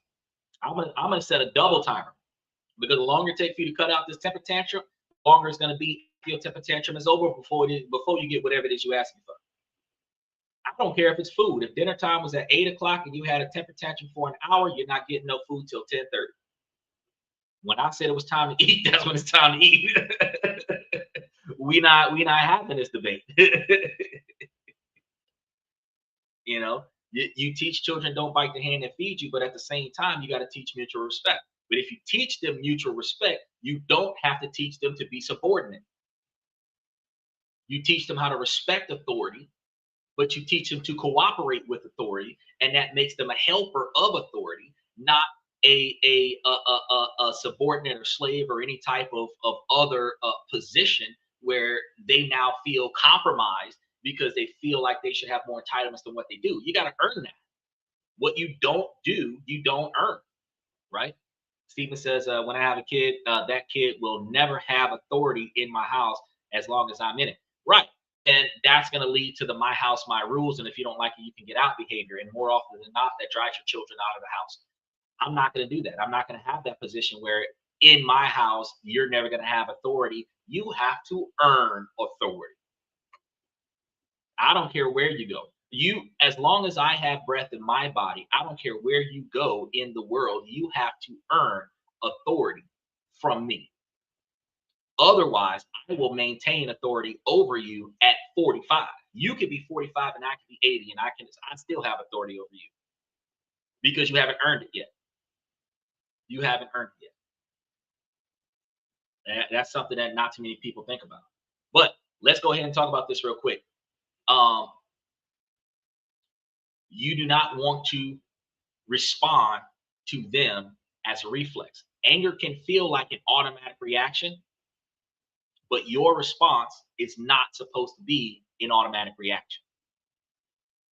The space between their unreasonable statements and your reply is where your power is going to lie in this particular situation.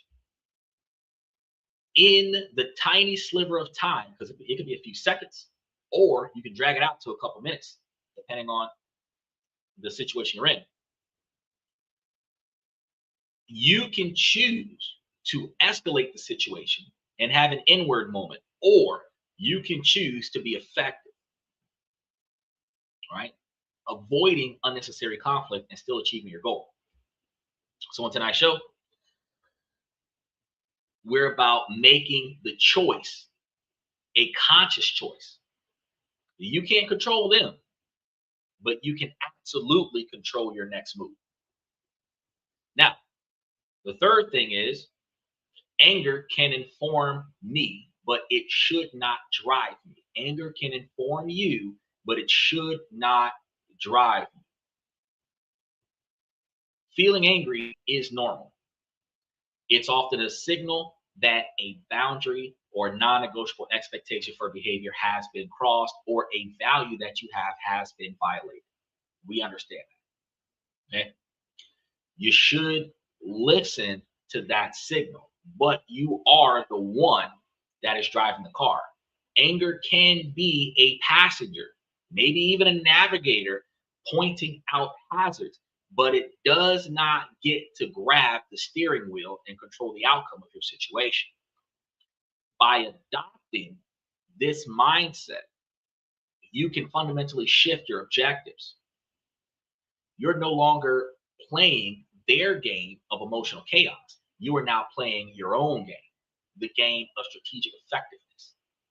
You protect your position, you protect your peace, and you avoid feeding the very monster that you're trying to tame, which is them flying off the handles and you not getting what you want.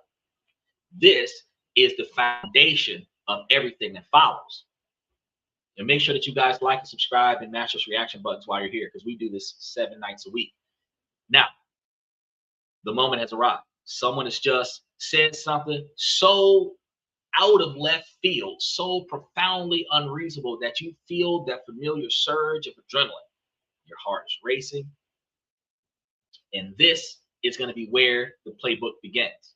Now, understandably, you have about 10 seconds to stop the automatic escalation loop, right? Stephen said, Michael says, never get angry.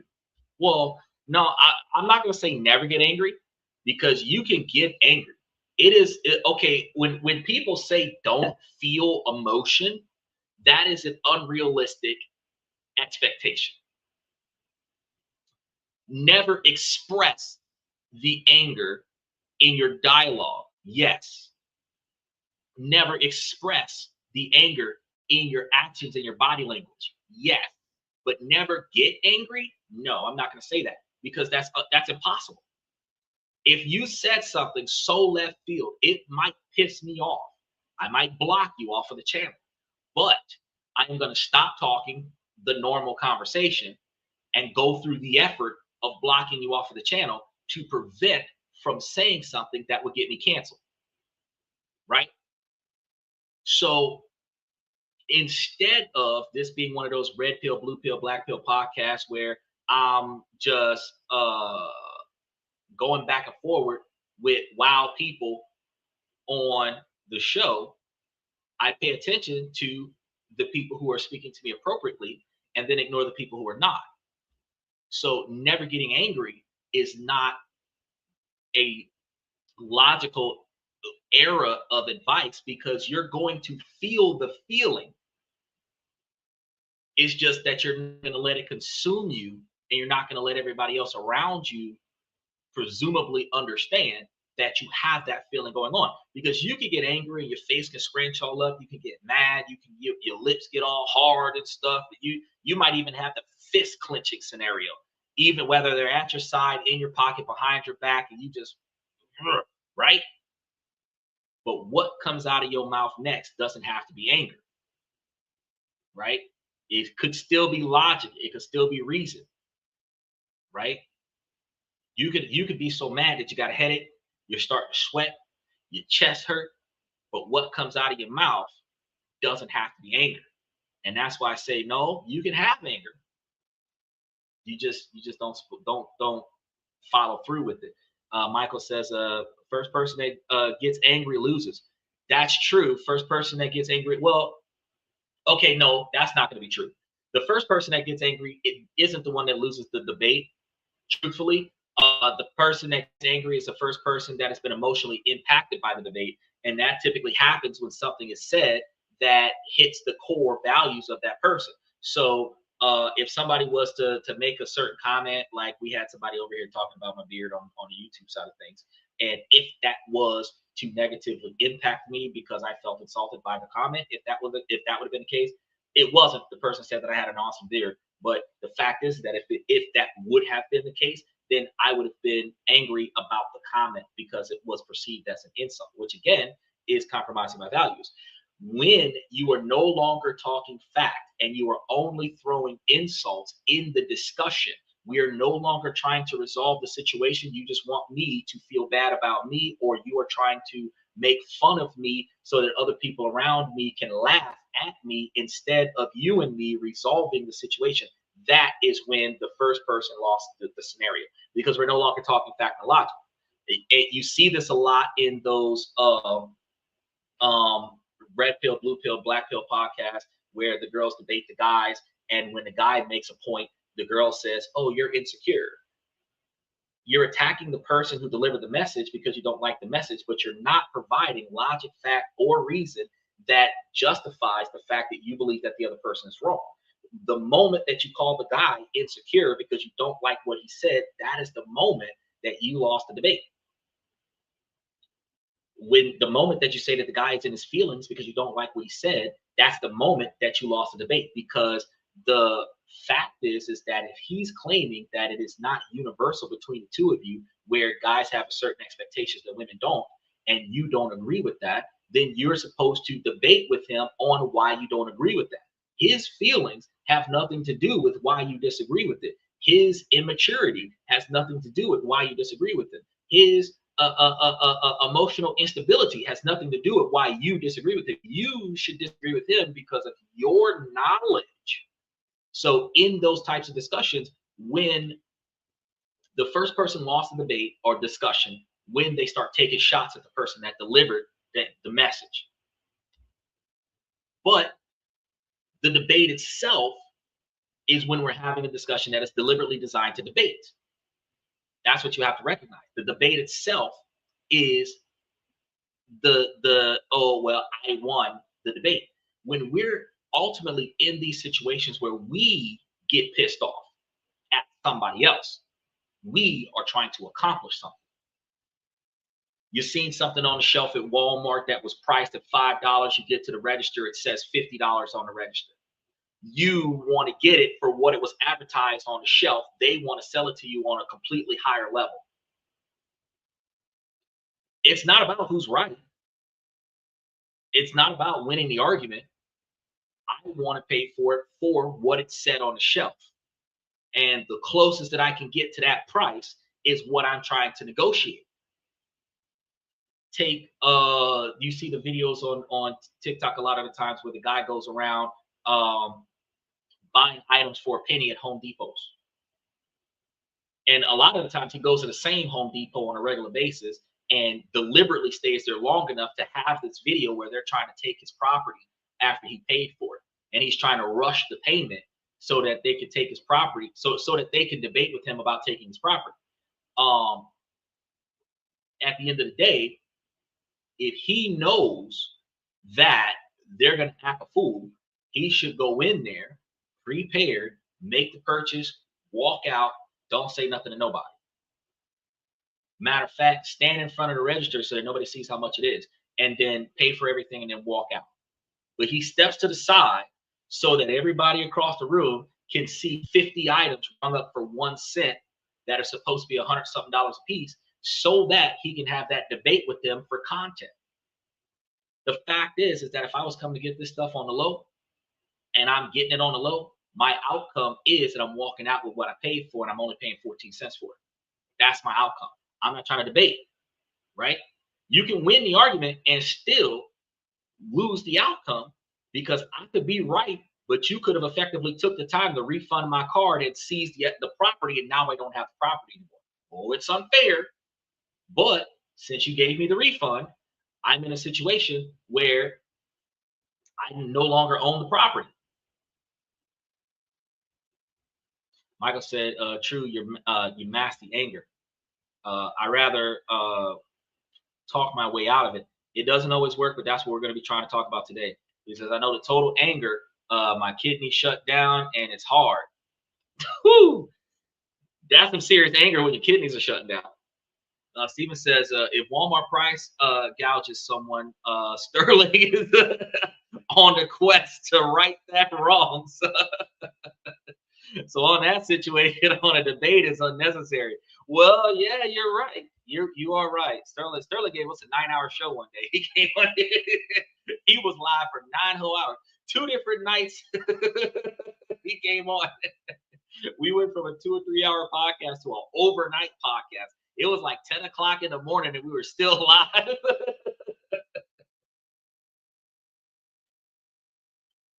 I was like, Jesus Christ, Sterling. He really hates Walmart. He really hates Walmart.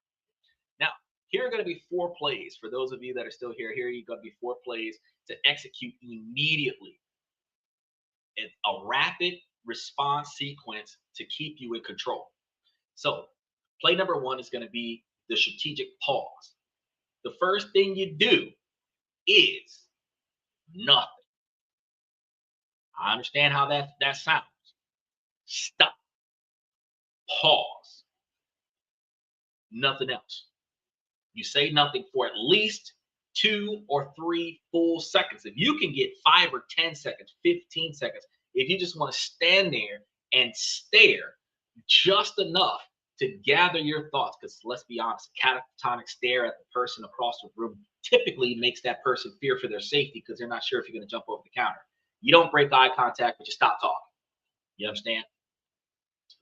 And I know women don't like being told this, but ladies, ultimately, in those scenarios where you get mad, if you just shut up long enough to rethink your position, you are likely going to get what you're looking for out of this situation, and probably not even have repeat performance if you just articulated it just a tad bit differently.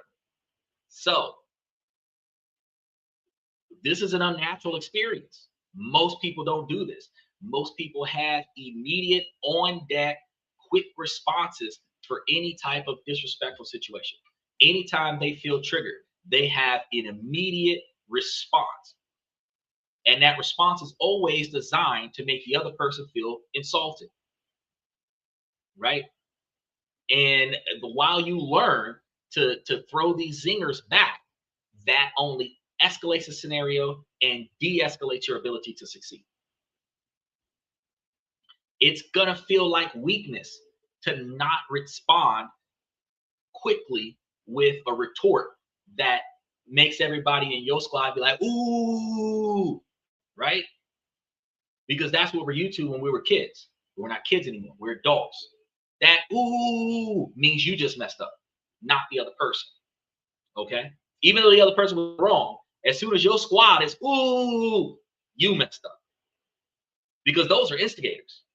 Their job is to cheerlead you into a negative situation that you can't get yourself out of, so that they can record it for their social media channel and show how you wild out. Right? So saying nothing is not, it's going to be the way to avoid everything. So I think that it is more effective for you guys to pay attention to this and then incorporate this as one of the first go-tos in every angry situation. Friends, family members, children, boss, police officer, just stop talking. Wait a little bit. Think about what you're dealing with right now and then respond. Everybody that you engage with has this situation that will ultimately give you the opportunity to respond, because they want to see what you're going to say. They're going to wait a little bit to see what you're going to say. And some people are so adamant to get a response from you, they're going to ask you, you don't got anything to say about that? But they would have given you 5, 10, 15, 20 seconds of silence before they actually interact with you again to see if you're going to provide a positive or negative retort. Michael says it would have costed more to ship it back to the shipper. I've had items refused from the buyer and told to dump them.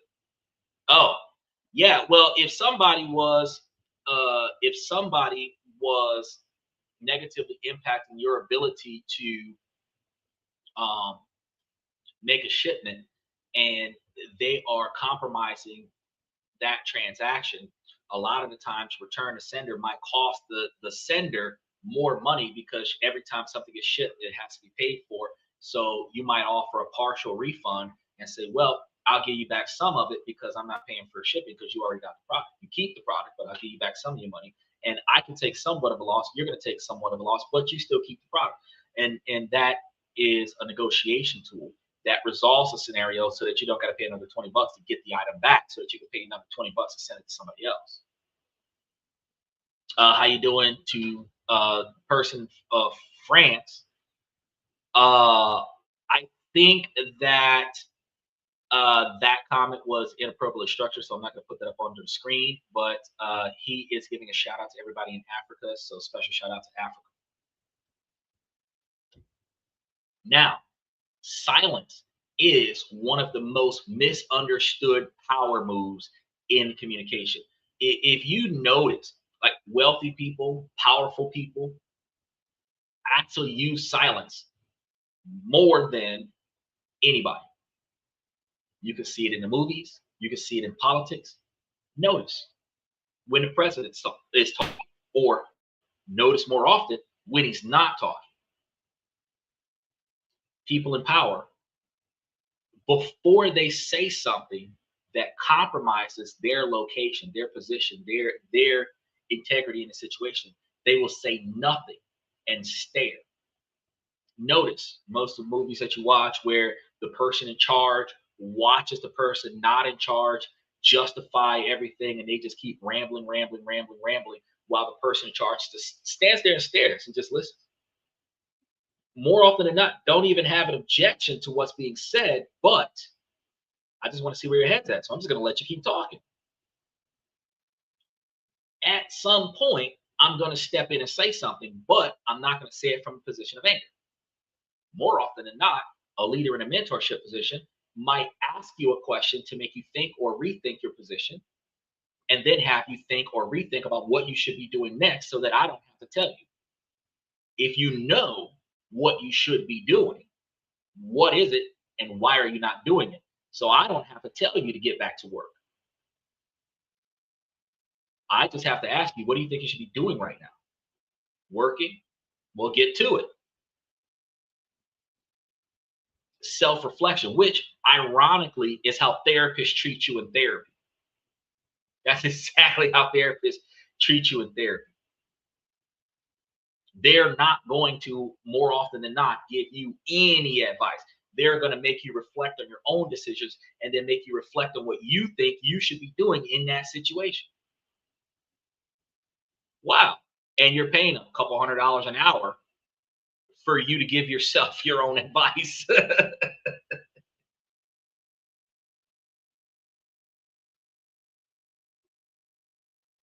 So when someone makes an outrageous claim, they are going to be expecting an immediate defensive reaction more often than not. When you give them nothing but calm or no cellular reaction, considered silence, two things are going to happen. First, you deny them the reaction that they craved because they were looking for negative attention in that moment, which can be an instant disarming situation. Second, and more importantly, you give your own prefrontal cortex, the rational part of your brain, a fighting chance to catch up with the what do they call that? Amygdala. I said that wrong, y'all. Amygdala. That's better for appropriate pronunciation, but still probably said wrong. But it's the part of your brain that is the alarm system that is currently screaming to fight, because you have the fight, the flight, and the freeze reactions. You also have the fester scenario where you just kind of linger instead of leaving. But originally you have your fight and your flight, your stay or your leave, or you freeze because you can't tell the difference between whether you should stay or you leave. If you pause, you are preventing yourself from fighting.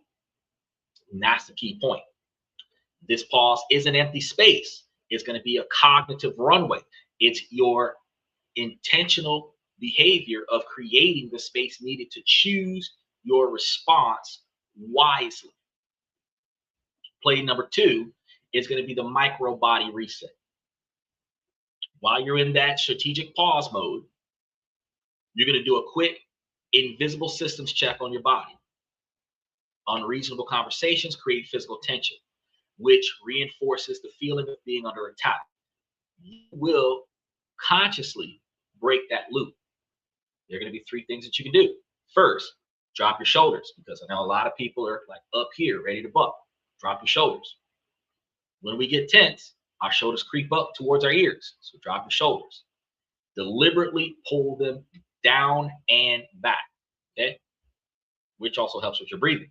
Second, unclench your jaw, because every time you get mad, you start grinding your teeth. Everybody does it. Many of us hold immense tension in our jaws during conflict, which can lead to TMJ. Consciously relax your jaw. Matter of fact, don't even close your teeth. You can keep your mouth closed and keep your jaw open, which prevents you from clenching your teeth. It's a little trick. That is to place the tip of your tongue on the roof of your mouth, which makes it harder to clench your jaws. Think about this, guy. Third, feel your feet on the floor. Now, I don't mean bend over and touch your toes. I mean, maybe move your feet around inside of your shoes or whatever, but feel your feet on the floor. Ground yourself in this moment. And this could all happen inside of the first few seconds that you're being silent. But this simple act pulls your awareness out of the spiraling thoughts in your head and back into your physical body. Now, these aren't just relaxation tips. They are like neurological reset buttons. By relaxing your body, you send a signal to your brain that the threat level is manageable. And this helps you keep your voice calm so that you're not elevating your voice, talking over them while they're trying to talk over you. And this is going to help you think clearer, which can perceivably prevent escalation if it does not encourage de-escalation. Okay. Play number 3, the 4 breaths, 4 to 6 breaths. And I know that this is always an anger management tool, but this is a really good thing that can help you within that first 10 seconds of not responding. If you need more than 2, do your 4 to 6. It depends on how angry you get and how much you fly off the handle when you get angry. That really works on your breathing techniques, right? But this is the psychological anchor of your new playbook. During your pause, you're going to execute just one controlled breath, but it is a specific kind of designed breath to hack your nervous system. Inhale quickly through your nose for a count of 4, and then exhale slowly and silently through your mouth for a count of 6, which is effective if you stop, pause, and you kept your mouth slightly open. Like, see that? So you can breathe in through your nose quickly, breathe out through your mouth. Nobody knows that you did, because that body movement is a sigh. I'm not asking you to sigh. I'm asking you to kind of just stop. Notice the difference. If they're not inside of your personal space, they didn't notice that you just did that. This is silent cues that you're doing for yourself, not externally for the sake of people around you. The science behind this is solid. A longer exhale stimulates the vague nerves, which is going to be a major pathway for your parasympathetic nervous system and your body's built-in reset digest system, which also, if you were doing it slower, because I did it quickly, if you were doing it slower, it would be more silent. Take it in, take it out. Nobody can hear that exhale, but that exhale is the relief of a lot of stress in the moment of a stressful situation, right? Think about it like I'm about to do this as if I'm on a microphone and I don't want nobody to know that I'm about to do it. It's supposed to be a silent inhale, silent exhale, slow exhale, but enough to take that load off of your chest. Now, ultimately, I want to let y'all know real quick that for anybody who has to talk in front of people, this method actually works to relieve your anxiety during public speaking. So if you have to talk in front of your class, if you have to talk in front of your family, if you have to talk in front of people, you're nervous, you're uncomfortable, guess what?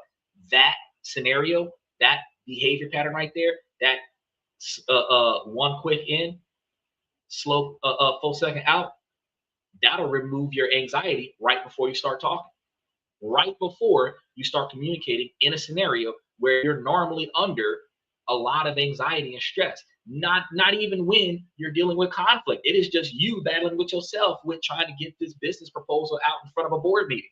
This is effective. But to avoid you doing something stupid while somebody else is doing something stupid in front of you, this is important.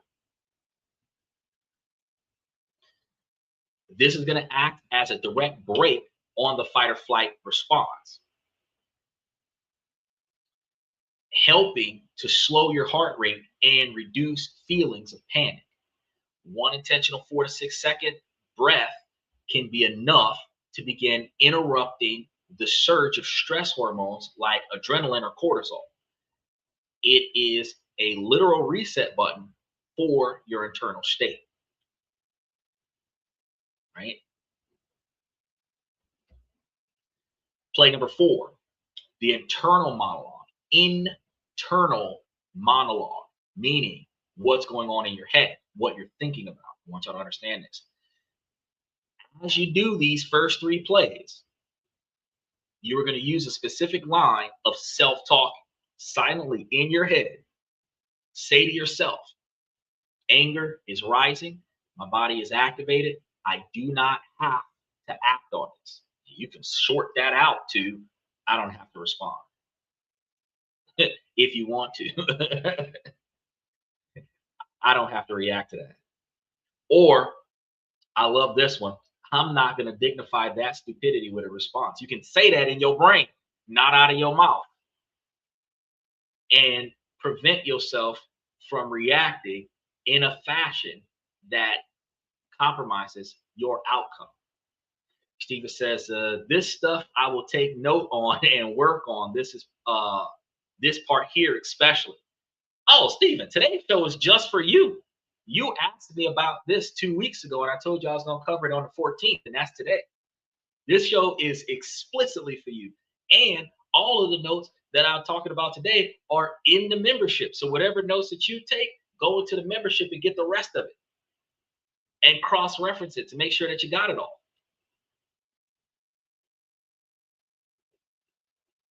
I take good care of the members in my membership. When y'all talk to me about something, I got you. I'm doing research for you.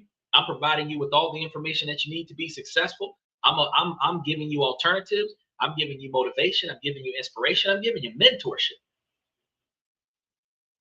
I take good care of the people in my membership. So as much information as you're getting from me for free on the live podcast, you can only imagine all of the stuff that's going into the membership. It's crazy. On the YouTube channel, for those of y'all that's watching me on TikTok. But this is going to be important for you guys, because it isn't about suppressing your anger. And that's why I told Michael it's not a good idea to tell people don't act on anger or don't get angry. I'm actually saying don't act on anger. I'm not saying don't get angry. This isn't about suppressing your anger.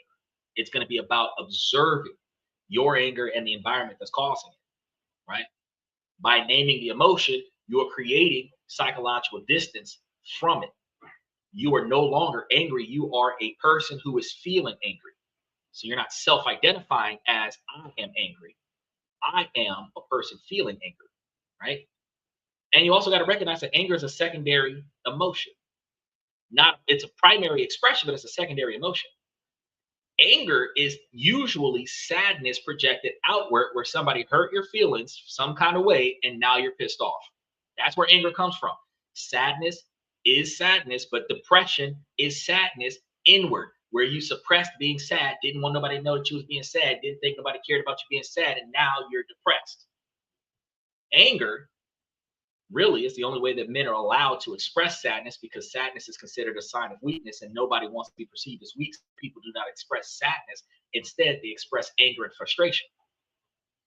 And then women are learning how to become masculine like men. So instead of women expressing sadness, women are also expressing anger and frustration.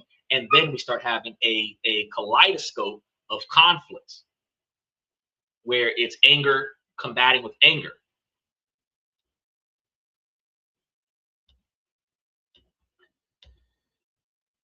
But this is going to be a subtle but profound shift that's going to move you from being fused with the emotion to being an observer of the emotions. But this technique is going to be a core tenet of anger management. It's going to create that critical space between impulses and responses. So in that first 10 seconds, your sequence is going to be pause, don't speak, reset, shoulders down, jaw relaxed, breathe in, hold in for 4 seconds, breathe out for 6 seconds, narrate. I'm going to tolerate that bullshit in your head. This is what you're doing inside of the first 10 seconds. You are now weathered the initial storm and stayed in control at the same time. You're ready for the next phase of what actually to say in the middle of this bullshit, right? So now that you controlled your internal state, you have to open your mouth. And what comes out will determine the direction of the conversation. The strongest communication styles in tense situations is calm, specific, and boundary-based. You are not going to attack or defend. You are going to re-architect the conversation. Remember, if you're having a conversation with somebody and you articulate to them that you did or you said or whatever, then you are attacking them verbally. When we experienced this and the outcome was that, I'm not attacking you, I'm pointing out how the situation went south. So let's say that, back to that DMV scenario, if they refuse to take the photo because of the glasses. Well, uh, after I provided the documentation, we experienced a moment where the photo was not being taken due to objections to my position, which compromises our ability to finish the transaction. Notice, I didn't say you don't want to do your job, but I articulated that you don't want to do your job. In that moment, I'm expressing to them, look, we need to find a way for us to finish this transaction where the photo was taken with my glasses on so that I can move on so that other people can be helped. At no point in time did I say you need to do your damn job, but that's exactly what I'm articulating, is that you need to do your damn job. I would continue in that particular discussion with, if for any reason that you're incapable of performing a task, can you go and acquire somebody that is capable of performing the task? Since you don't want to do your job, bring somebody over here who's willing to do your job for you. If you're unwilling to go get somebody, let me talk to a supervisor who has more authority to approve the transaction that you are unwilling to approve. Since you don't want to do your damn job, let me talk to your boss because I don't want to mess with you no more. Notice the difference. Notice the difference.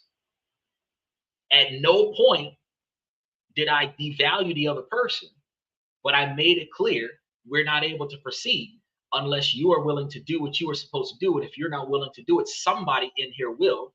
And instead of holding up all of the other people behind me, let's get somebody here to resolve my situation so that I can leave with what I'm looking for and you can move on with your day. Especially under the dynamic in that particular situation, this is only going to happen once every 10 years.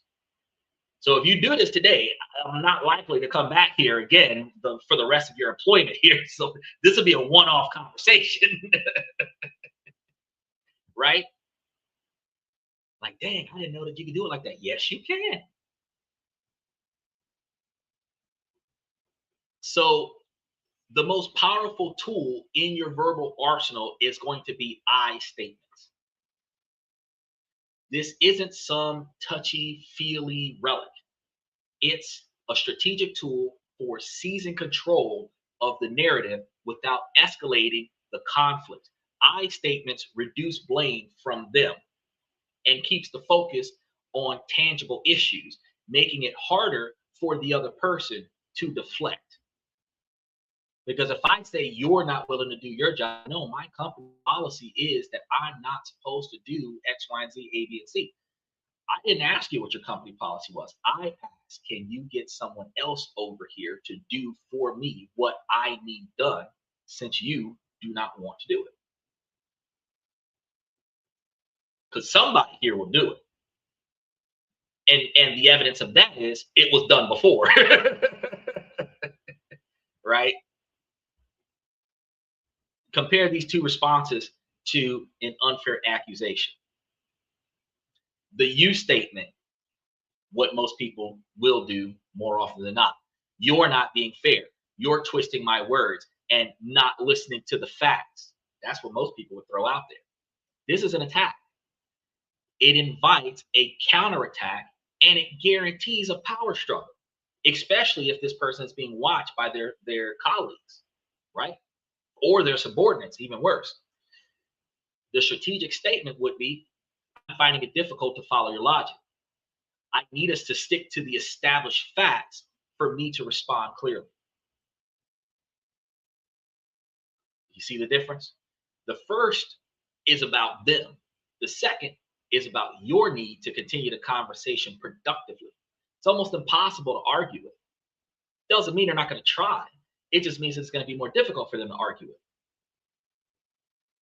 Like earlier when I was telling you guys about the person that wanted to debate me about the police officer getting maced being self-defense. I tell them, look, as much as you don't agree, I recognize your feelings. I understand that your emotional position is that you don't think it's right, but explain to me how the prosecutor and the judge dropped the charge if it wasn't self-defense.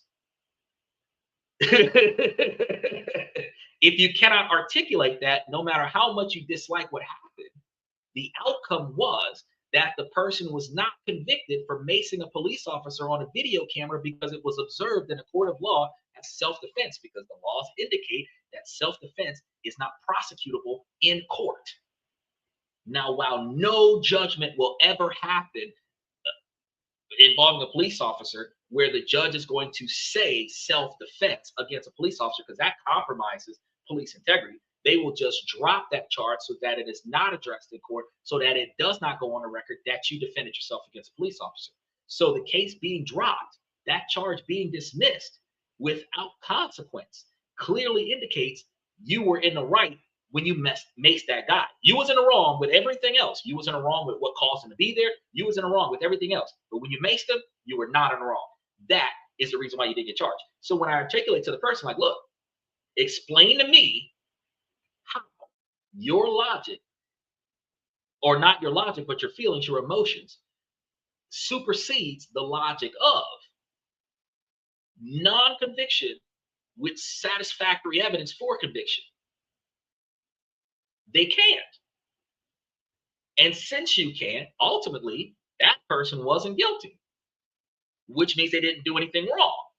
And the only time you can justify that is if it was self-defense. Now, once you establish the baseline, if that then, now you can lead them down a path of, so I was right, without ever having to say, so I was right. How can you tell that you don't need the facts to be clear? Let's break down why certain phrases are going to be so toxic.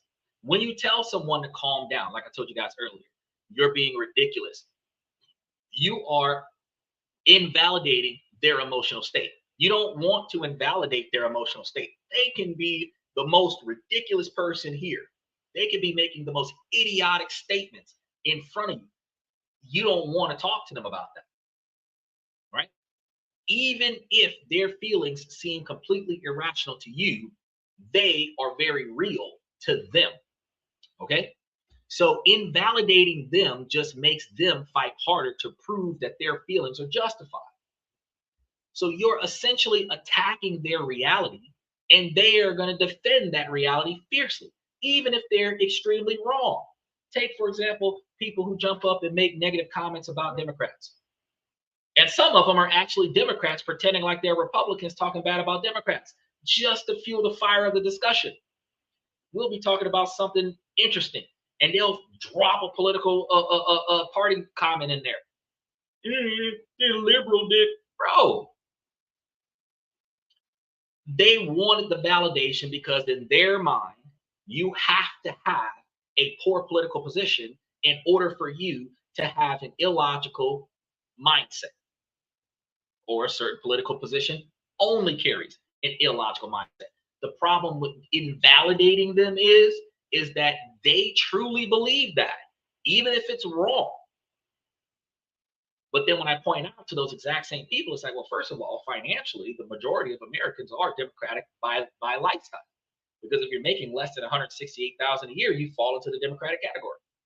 All of the benefits that you receive, all of the discounts and rebates and everything that you receive, tax deductions and everything to that effect, a lot of this stuff was put in place by Democratic parties. All of the government assistance that Donald Trump is putting a stop to was handed to you by the Democratic parties. The ICE agents that are being unmasked now, Democratic parties. The ability for ICE agents to not gun you down and not be held accountable for it, Democratic parties. So we need both of them. So I can't say that one is better than the other. But what I can say is that you can't say that the group that is supposed to be the most idiotic is the group that is protecting your safety and providing you with resources when you can't afford to provide for yourself. They're not that dumb if you're getting what you need from them. Right?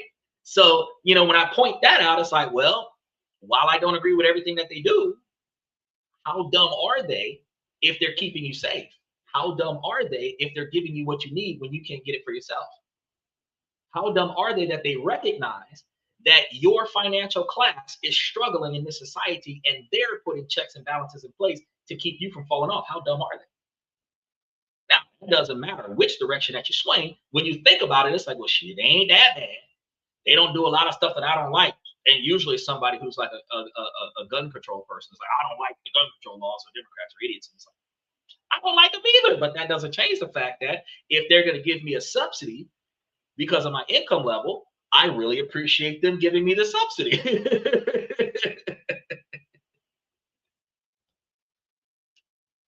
So instead of attacking, we use a simple 3-part structure. And you guys can map this out however you like. First part of the structure, you want to state the observation or impact using I. Because this is about me. That ain't about you. It's about me when you use I. Describe the problem from your perspective without blaming them. So a lot of the times, you might have to use both I and we.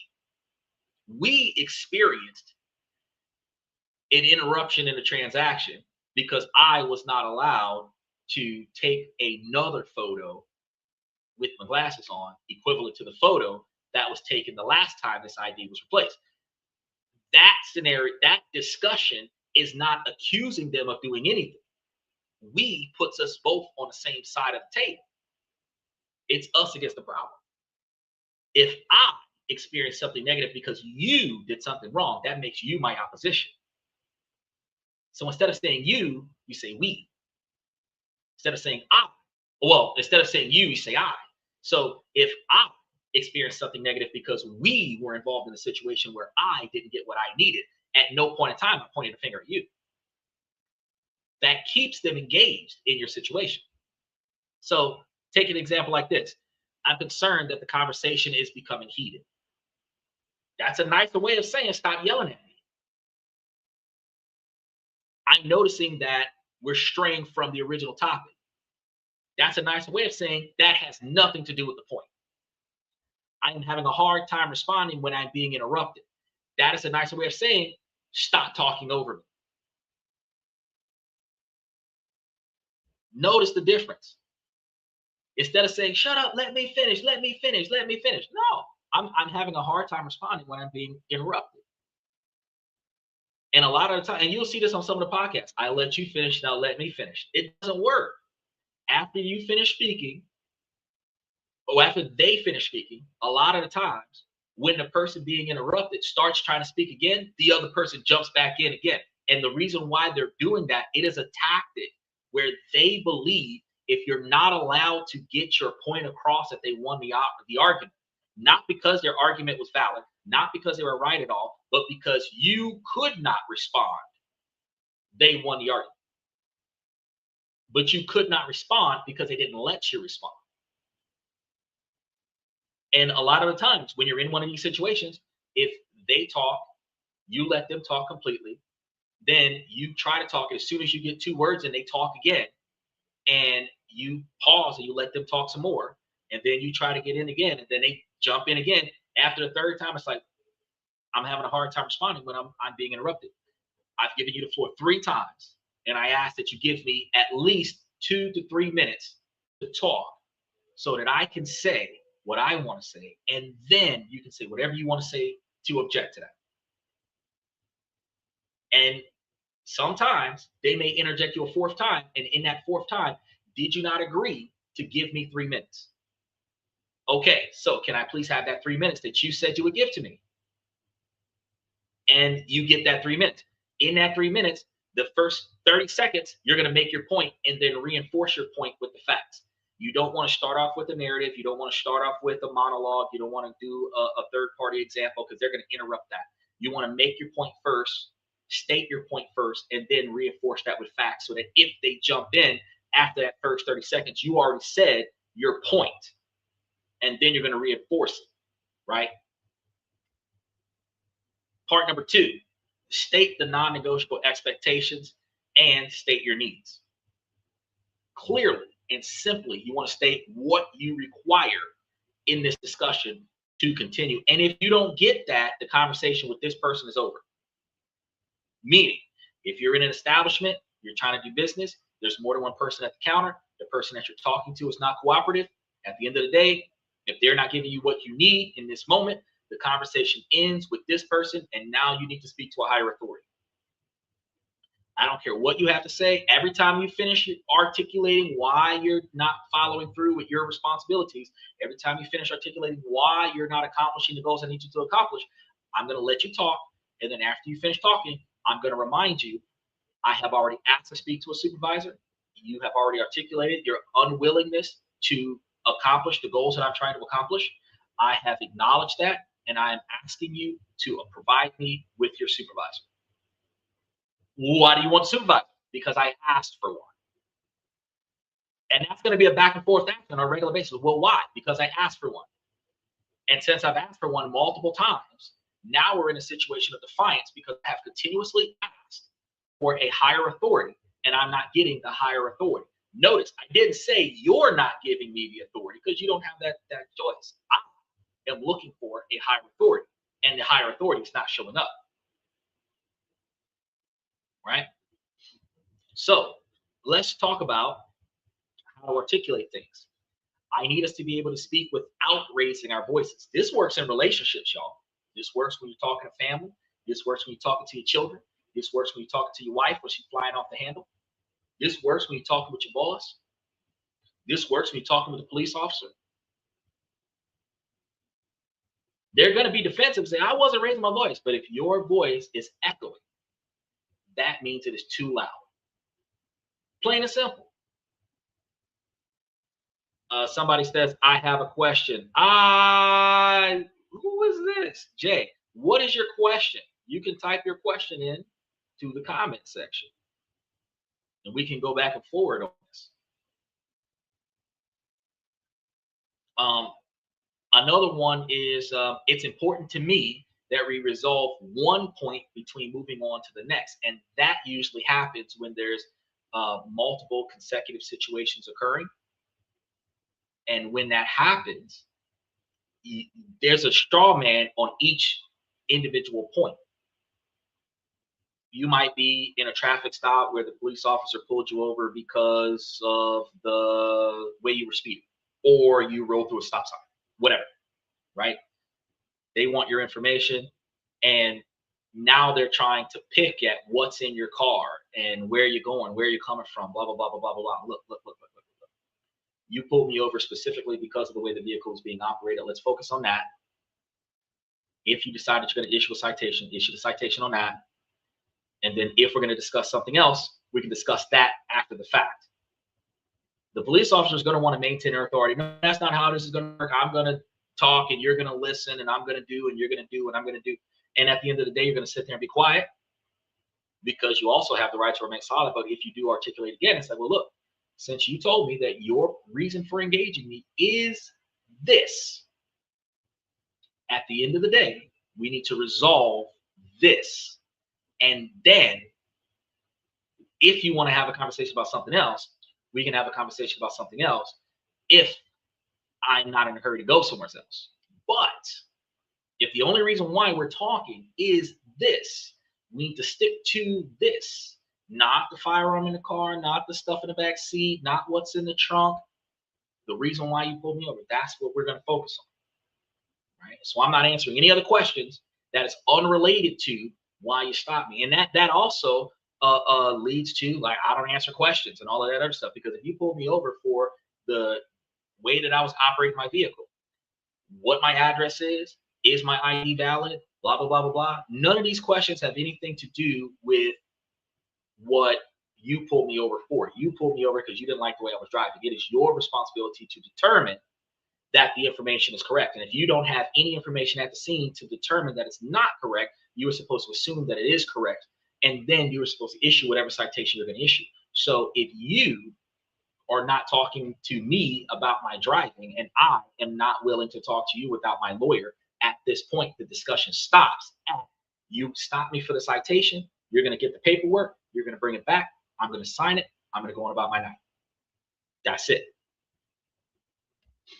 Another one, it's important to me that we resolve, I already said that, we resolve one point before moving on to the next. This helps with preventing straw man topics where we're bouncing around from subject to subject and never staying on topic. I can only continue this conversation if it remains respectful. This happens when somebody is taking shots at you, they're assaulting your character, they're devaluing you. A lot of the times in this male versus female discussion where women do things inappropriately and then they shame the man when the man calls them out on it. We can only maintain this conversation if you're going to maintain respect.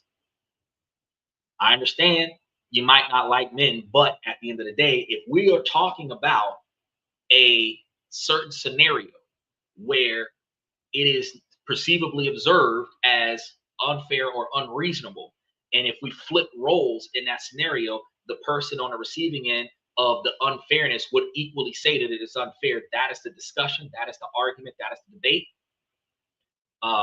My childhood, my security or insecurity or the lack thereof, my emotional stability has nothing to do with the facts on the table. And I expect us to maintain focus on the facts on the table. Under that observation, if they're unwilling, if they want to just continue to try to devalue you as a person, you just stop the conversation. When you're dealing with this at home, when you're talking to your girlfriend and she's calling you names, I can only be involved in this conversation if you're going to talk to me with respect. The moment she calls you stupid, the moment she calls you insecure, the moment she says there's something wrong with your mama, conversation is over.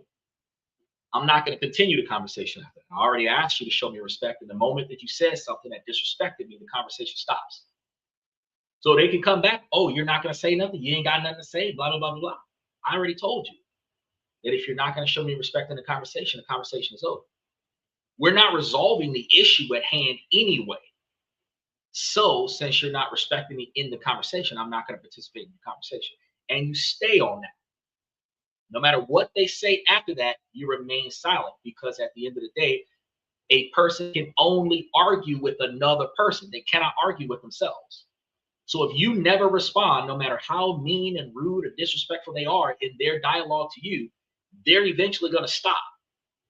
And when they do, either one or two things can happen. You can remove yourself from the situation, or you can articulate. But if you were to articulate, you restart the conversation, which allows them to continue. If you put your foot down and say, don't disrespect me, and they disrespect you in the conversation, we're not talking no more. This conversation is over today. And the next time we see each other, if I'm going to talk to you about the problem that I have, I'm going to start with my problem, not how you talk to me, but you will talk to me with respect when you talk to me, or you won't talk to me at all. And that would be a scenario where you're setting a non-negotiable expectation for behavior effective with family and friends and colleagues. Like, if you want me to associate with you, you're going to have to show me the respect that I expect to receive. And so many people, male and female alike, need attention, that if they will get that attention from you without an issue, conditional to the respect that you expect to receive, they will give you that respect so that they can get the attention from you.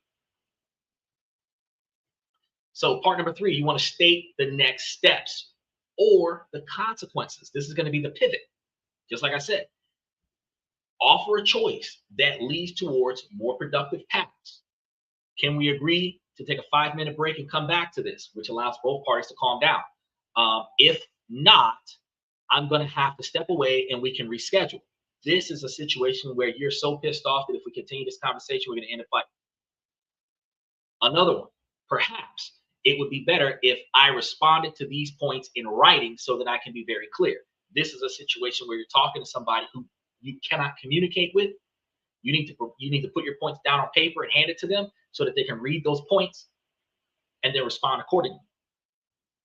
Because a lot of the times, arguments are going to be based on analogies and hypotheticals. And all it takes is for you to change one variable in a hypothetical to try to be right, and you have deviated from the original problem. So let's put it all together. Imagine a coworker is blaming you in a meeting for a problem that you didn't cause. The reflexive response is, that's not my fault. You're the one who dropped the ball. I don't pin this on me. That would be the reflexive response. A strategic response would be after that pause and the quiet breath. I'm concerned that we're focused on assigning blame rather than solving the problem. I need us to focus on the facts so that we can find a solution. Can we talk through the project plan step by step? This response does several things brilliantly. It doesn't get defensive. It reframes the goal from blaming to solution. It sets a boundary, a non-negotiable expectation that we must focus on the facts. And it proposes a clear, logical next step. It's assertive, calm, and it puts a onus on them to either engage constructively or reveal themselves as the one that committed chaos. Because if they refuse to focus on the problem, not fishing for conflict, then they would be perceived in the discussion as the cause of the conflict. This is fundamentally more effective than having back and forth action with them. I've said this plenty of times on the show. When somebody makes an accusation against you, if it is not true, it is more effective for you to ignore the accusation and not dignify false information with a response. The more you try to defend against a lie, the more society believes it's true. Take, for example, when we were kids, one of the jocks could say that he slept with one of the girls in school who he never sees outside of school. The more she tries to deny it, the more people will believe that it's true. Now, inappropriately, her response could be, yeah, and it was so small, I didn't feel anything. Now they're no longer paying attention to her, they're paying attention to him because, oh, it don't matter that they did it. What mattered is that his junk is small. And he's going to be in denial, demasculated. That's not the appropriate response. Dude says that he smashed. And they come and talk to you about it.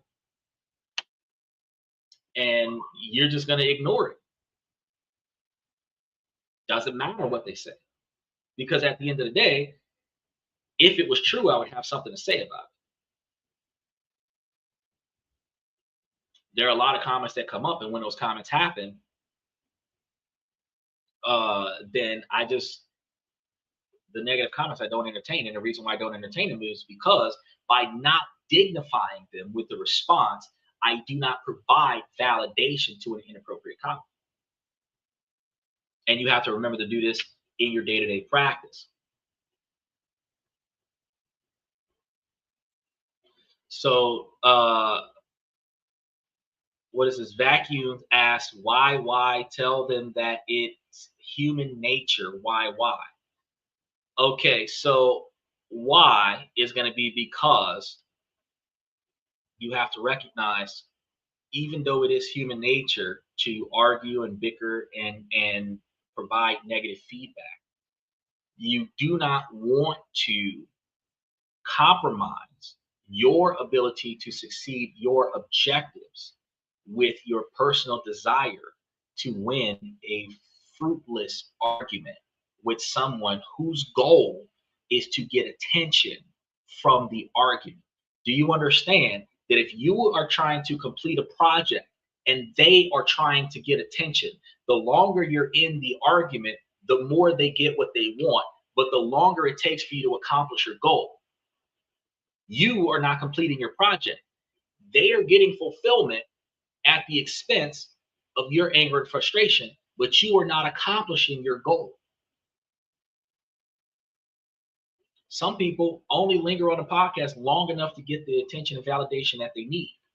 Some positive comments, some negative, and once they get that validation, they're no longer in the comment section.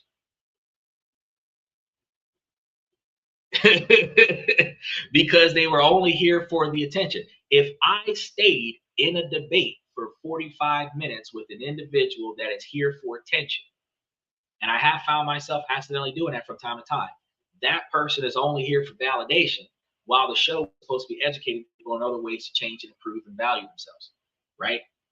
I would not be able to achieve my goal while the other person is achieving their goal of getting attention. So I have to stand on non-negotiable expectations for behavior and stick to certain rules like stay on topic. So if you give me a left field scenario more often than not, especially if you're not one of the members in the membership, I'm going to ignore it. Why? Because it is not what we're talking about today. And if it does not relate to the show at all, then it's a straw man topic that probably is reserved for another day, which ultimately means that we should leave this particular question for the day that it would be more valid. Outrageous, right? But true. So now we're about to dive into more advanced strategies, including the strategic use of silence and when to disengage the conversation entirely. So if you're finding the playbook helpful so far, I want you guys to take the opportunity, especially if you're looking for more practical strategies for communication. Hit that subscription button if you haven't done so already. Mash those reaction buttons while you're here, especially if you're on TikTok, because it shows the algorithm that this is information that people really need to utilize.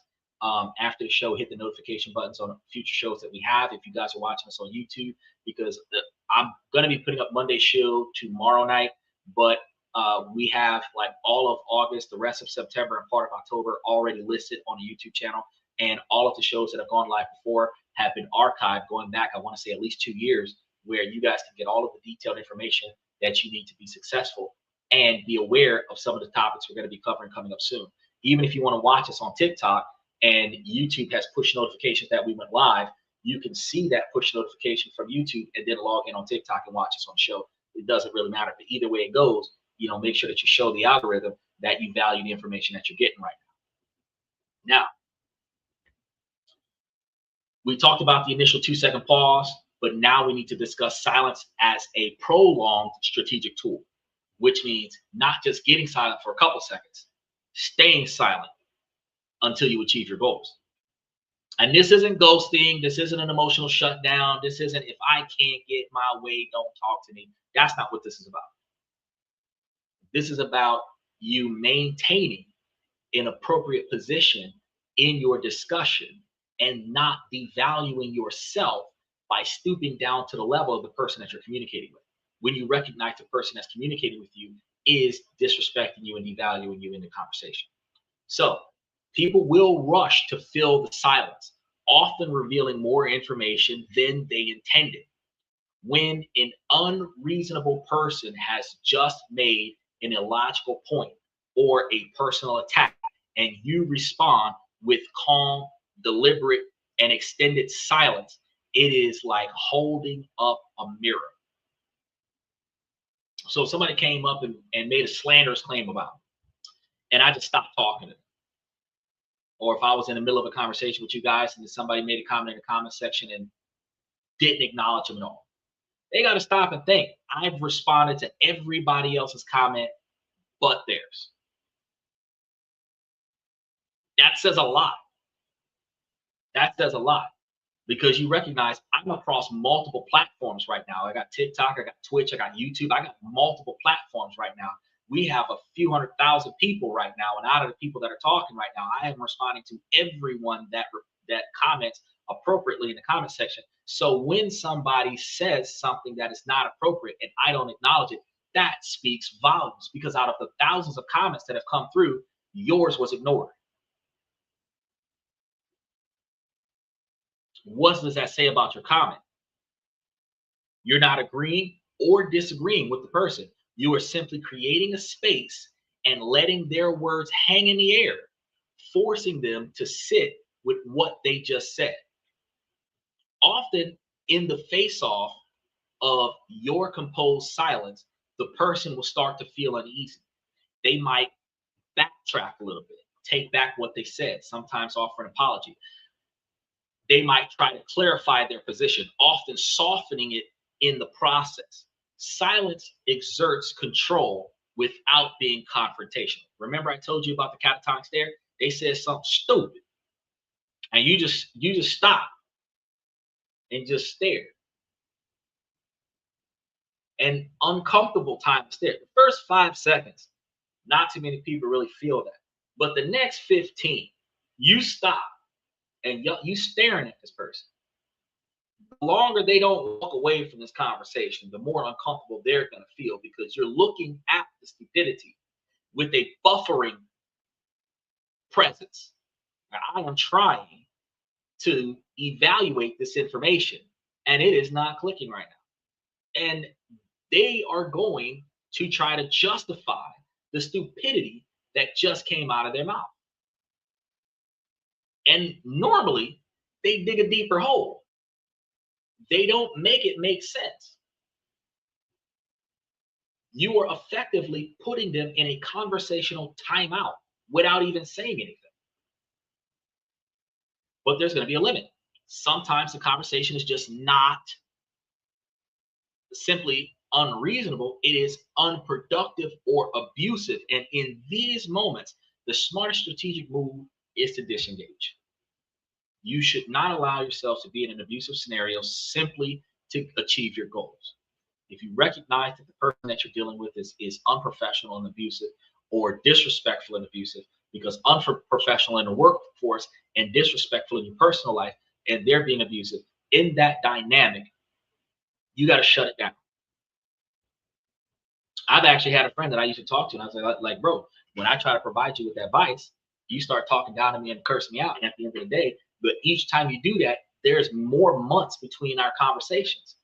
I don't know if you noticed this, but I used to talk to you every day, and I went to talk to you once a week, and now I talk to you once a month. And on most occasions, I talk to you once every 3 months because I don't like the way you talk to me. If you're not going to show me the respect, eventually you're going to lose me as a friend, because you're not going to disrespect me. I've had that exact conversation with somebody. And it's from that point forward, if they were to even slip, remember that conversation I had with you about respecting me? That's all I got to say. My bad. It's a simple scenario where you have to recognize that if you are going to be in my presence, you will respect me. If you don't respect me, don't be in my presence. You can't have both. I'm okay with you not being in my presence. You're not okay with me not being in your presence. That means you have a choice to make. Respect me or lose me. In relationships with best friends, families, girlfriends, boyfriends, children, parents, that's a huge decision for you and them to make.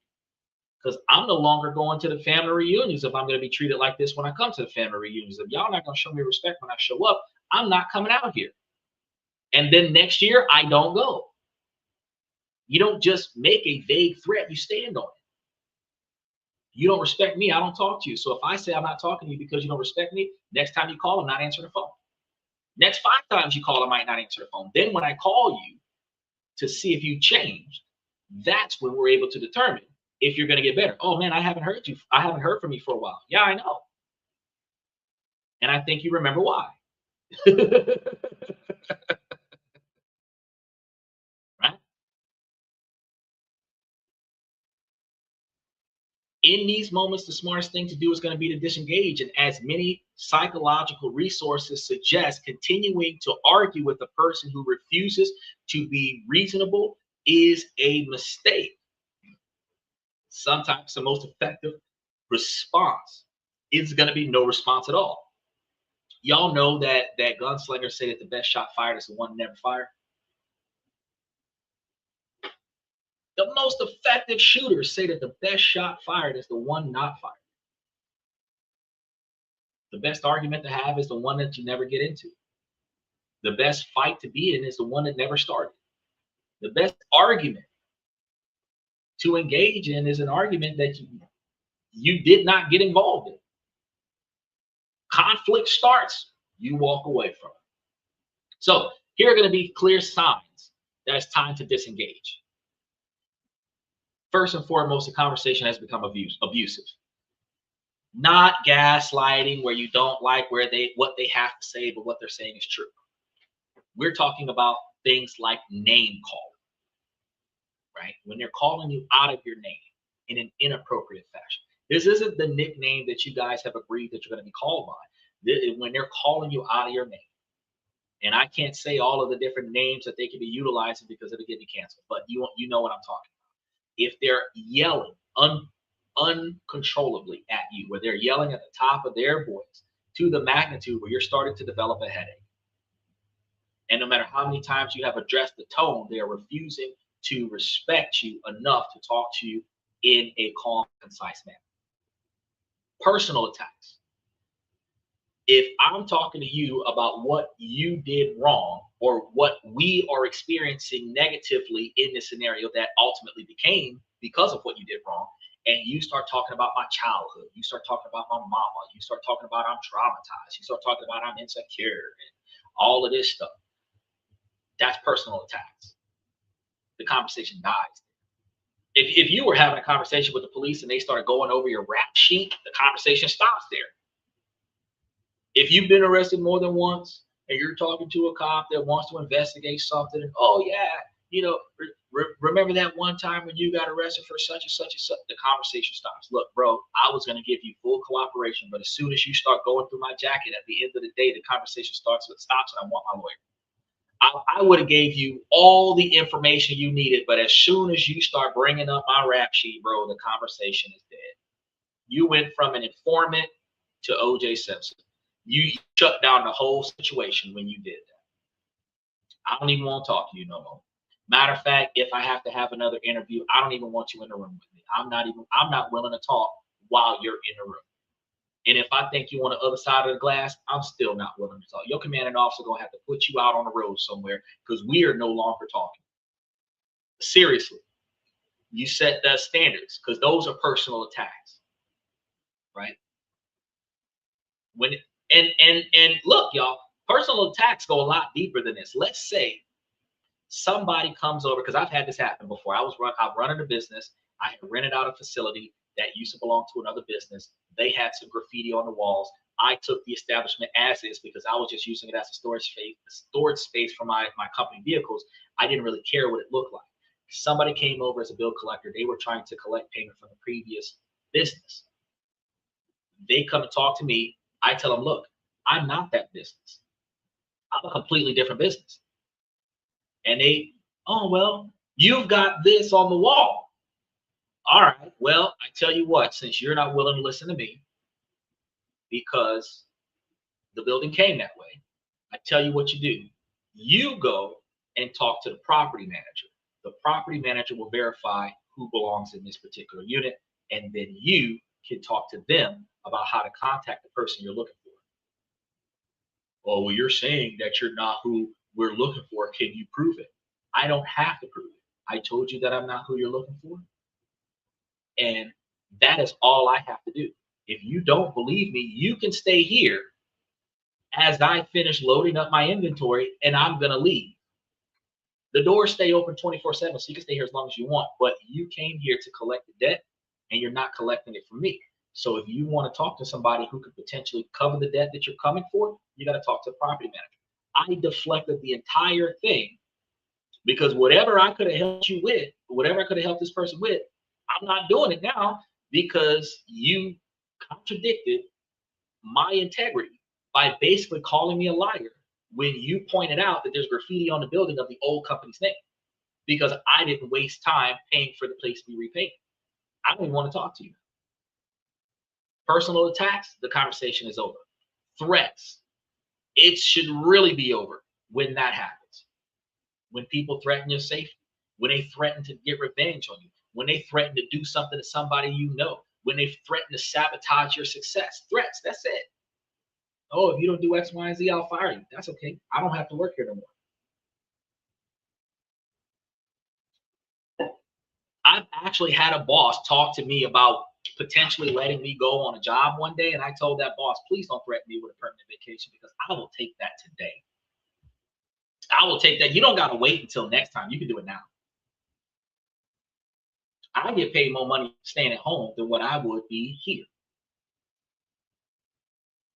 And honest to God, since that conversation, I have been getting paid to stay at home instead of going to work.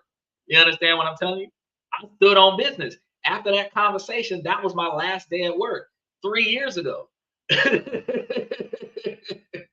I have been running my own business since that day. So a lot of people that I used to work with see me on this podcast. They're like, shit, that man's still doing it. He said that if they said anything he didn't like, that he was not coming back to work tomorrow. And as soon as they said something I didn't like, I did not come back because I stood on business. And we have to all do that for ourselves. Your safety and your dignity are non-negotiables. And as men in the Western culture, where there are a lot more negative people, not just women, negative people that shame and devalue men because they don't like what men have to say. Ultimately, your dignity needs to be preserved by you, not by fighting the other person, but by removing yourself from a discussion where the longer you stay there, the more they're going to devalue. You don't need to stay. We're not solving the problem right now because I'm the one with the problem. You're the one with the negative comments. We're not solving the problem right now. I don't need to talk to you. So you remove yourself. And then if you have to come back to that establishment to get something done, you request a different person. And that person can be sitting at the desk. I'm going to need to talk to somebody else. Oh, but this person is here. Yes, but this person insulted me the last time I was here, threatened my safety, all of this other stuff. I don't feel safe. I don't feel comfortable talking to this person. I want to talk to somebody else to get the job done. You might have to go to a different entity. If it's a bank, you might want to go to a different branch. If it's a mechanic shop, you might go to a different shop. But that person that devalued you, disrespected you, dishonored you, you're not associating with them no more. So if that means that you're going to take your business somewhere else, take your business somewhere else.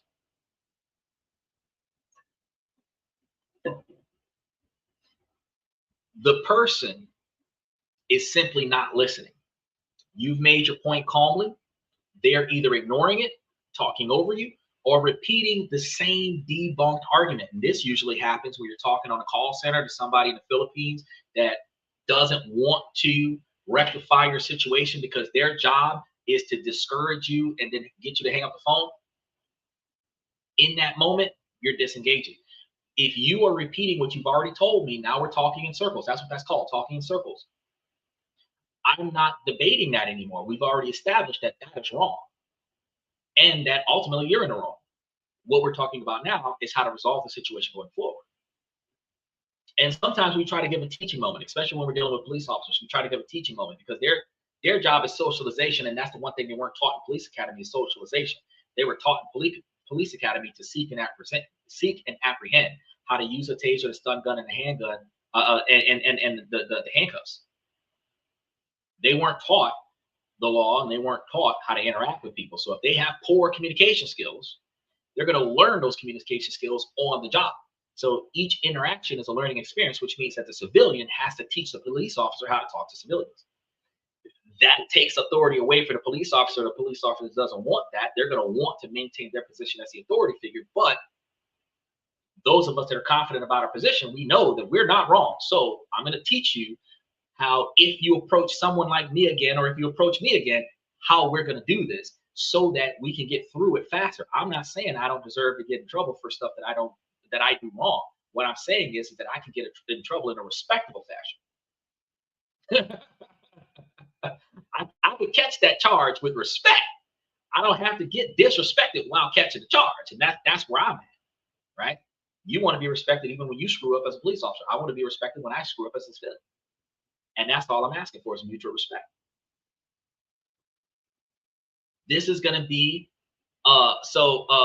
when you feel exhausted and frustrated in these situations, when you recognize that your energy is being drained without progress, you recognize that there's solution in sight, this is going to be the sign of a diminishing return in your engagement with the other person. You need to protect the record. In a professional or legal context, continuing a verbal argument is going to be risky. Disengaging to put your response in writing is a crucial defensive move. Disengagement is not failure. It is a strategic choice to conserve your resources. Here's going to be some powerful disengagement lines for a professional setting. I don't think this conversation is productive anymore. I will follow up with my thoughts in an email. We are going in circles. Let's pause this and revisit it with a clear agenda next week. I've said what I needed. I said what I needed to on this for now. I'm moving on to the next item, right? For a personal setting, right? Friends, family, kids, relationship. I'm not willing to continue this conversation while it is this heated. I'm going to take some space. Taking space doesn't mean we're going to go cheat. Taking space means I'm going to walk away, maybe go have a coffee, go for a long drive, maybe go sit at the bar, have a couple beers with a friend, something. I'm going to remove myself from the situation. Then when I come back, we're going to figure this out later, either later today, tomorrow, next week, whenever I detach emotionally from what just happened, we're going to readdress the situation. Or we clearly see this differently and we're not making any progress. Let's talk about something else. Let's change the subject, right? I can't talk to you when you are speaking to me like that. So if they're cursing, yelling at you and everything, don't curse at me. So you start cursing at me, the conversation is dead. So I don't like when you're speaking to me like that. So we can try again when we're both calm. So I'm not dismissing your train of thought. I am acknowledging with you that your train of thought must come to me in a respectable fashion, right? The key is to follow through with whatever it is that you say you're going to do. You must actually step away when the terms and conditions of you walking away are fulfilled. This sets a powerful boundary and teaches people that the only way to have your time and attention is to engage respectfully. And I understand, even when you're in a scenario when you're standing on the side of the road and you're detained and the officer is threatening your safety and yelling at the top of his voice, and you start walking off, not officially like down the street, but like start taking 3-4 steps back. Oh, I detained you. It doesn't matter what you said you were doing. If you're not going to talk to me with respect, I'm going to remove myself from the situation because my safety is in jeopardy. Oh, well, you can't leave because you're detained.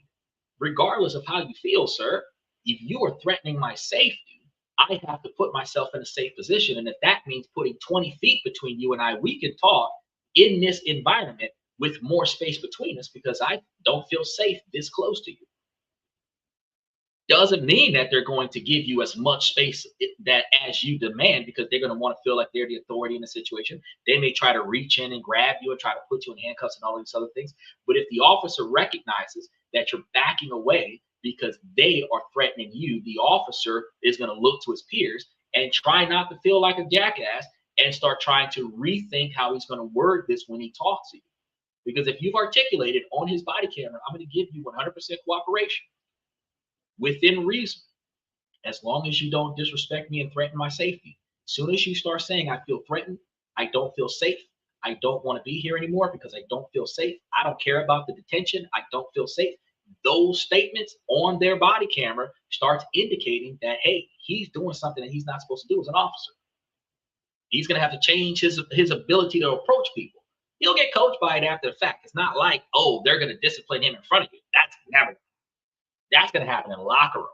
But when officers do come out, their behavior will be different because clearly this is every time something happens that leads to a confrontation on video, it's reviewed, it's evaluated, and then there's going to be a training session about it. Just about every time. When situations go south in a business, the establishment has it recorded. If it leads to chaos, the manager watches the videos. If there's audio involved, the manager listens to the audio.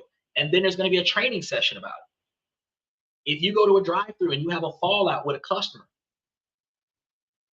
after the second or third fallout on the shift, the manager has a team meeting while the store is closed to talk to employees about how to engage the customers. It always happens. But verbally articulated, not just, oh, you about to piss me off. That's not the right words. I don't feel safe in this conversation. That's the right words. That's the legal right words. Because my safety was compromised is going to be the statement that you're going to be making in front of the judge. Anything you did for self-preservation was because the person that was supposed to de-escalate was escalating in an unhealthy fashion while holding you hostage without probable cause. Because if you can't arrest me, you should. But if you're not going to arrest me, I need to go because I don't feel safe here. Now, if you're consistently finding yourself losing your cool with unreasonable people, Stephen, it may be because your reaction is being amplified by hidden psychological drivers. Understanding these can be a game changer for a lot of people. Ladies, y'all pay attention because this might really impact the reason why y'all get short-tempered with men on a regular basis. There's going to be an identity conflict, and that usually happens in those gender debates where a man will say something that is universal and a woman doesn't like it because it doesn't favor her position. The argument might feel like an attack on your personal identity. When someone dismisses your facts, it can feel like they are calling you incompetent when that's not always the case. It is the fact that your facts do not hold weight in their discussion with you. When they ignore your perspective, it can feel like they're saying that you are insignificant when that is not the case. It is the information that you are providing is not valid in the discussion that they're having with you. If your anger is escalating in these scenarios, it is a defensive mechanism for your sense of self-worth. When the discussion was not actually attacking your self-worth, it was debunking your information provided in the conversation. You just took it personal. Two, another time that this happens, justice sensitivity. Some people are simply wired with a higher than normal sensitivity to unfairness. The ability to bust out of nowhere, that's fucked up, that's not fair, that's not right, and demand it to be right. When you see someone breaking the rules of logic and respect, it can trigger a powerful, righteous anger. Karen, that has become a household name because certain women that are identified as Karen, and some guys, have this overwhelming sense of self-righteousness that when they see somebody in society not performing the way they expect them to perform, that they feel it is their duty to go to that person and force that person to comply when they don't have the authority to make that happen. And then they feel like in this moment that they can get the police to back them up when this issue is not a legal issue. It's a domestic dispute. You feel the deep need to correct the injustice and restore the balance that you perceive that is supposed to be there. This is why anger arises. Road rage on the streets, battles in the comment section about what's right and wrong versus what's ethical and unethical versus what's legal and what's not legal, based on personal perception, not what's actually written in the law, right? Accumulated history of trauma reenactment. And I'm going to be honest with you, complex PTSD is occurring when an individual who has experienced a traumatic event subconsciously or intentionally puts themselves back into a similar traumatic event in order to try to achieve a different outcome. Re-traumatizing yourself when the outcome is the same. For example, being cheated on, getting into another relationship with a cheater, and then getting cheated on again.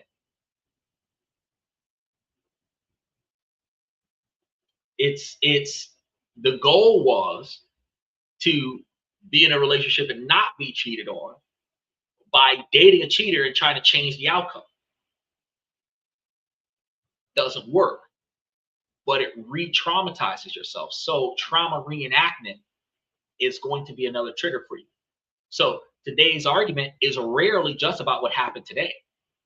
More often than not, in long-term relationships, the current conflict can trigger a whole network of past hurts and unresolved arguments. We call this sandbagging bullshit from the back in the day and throwing it up later, right?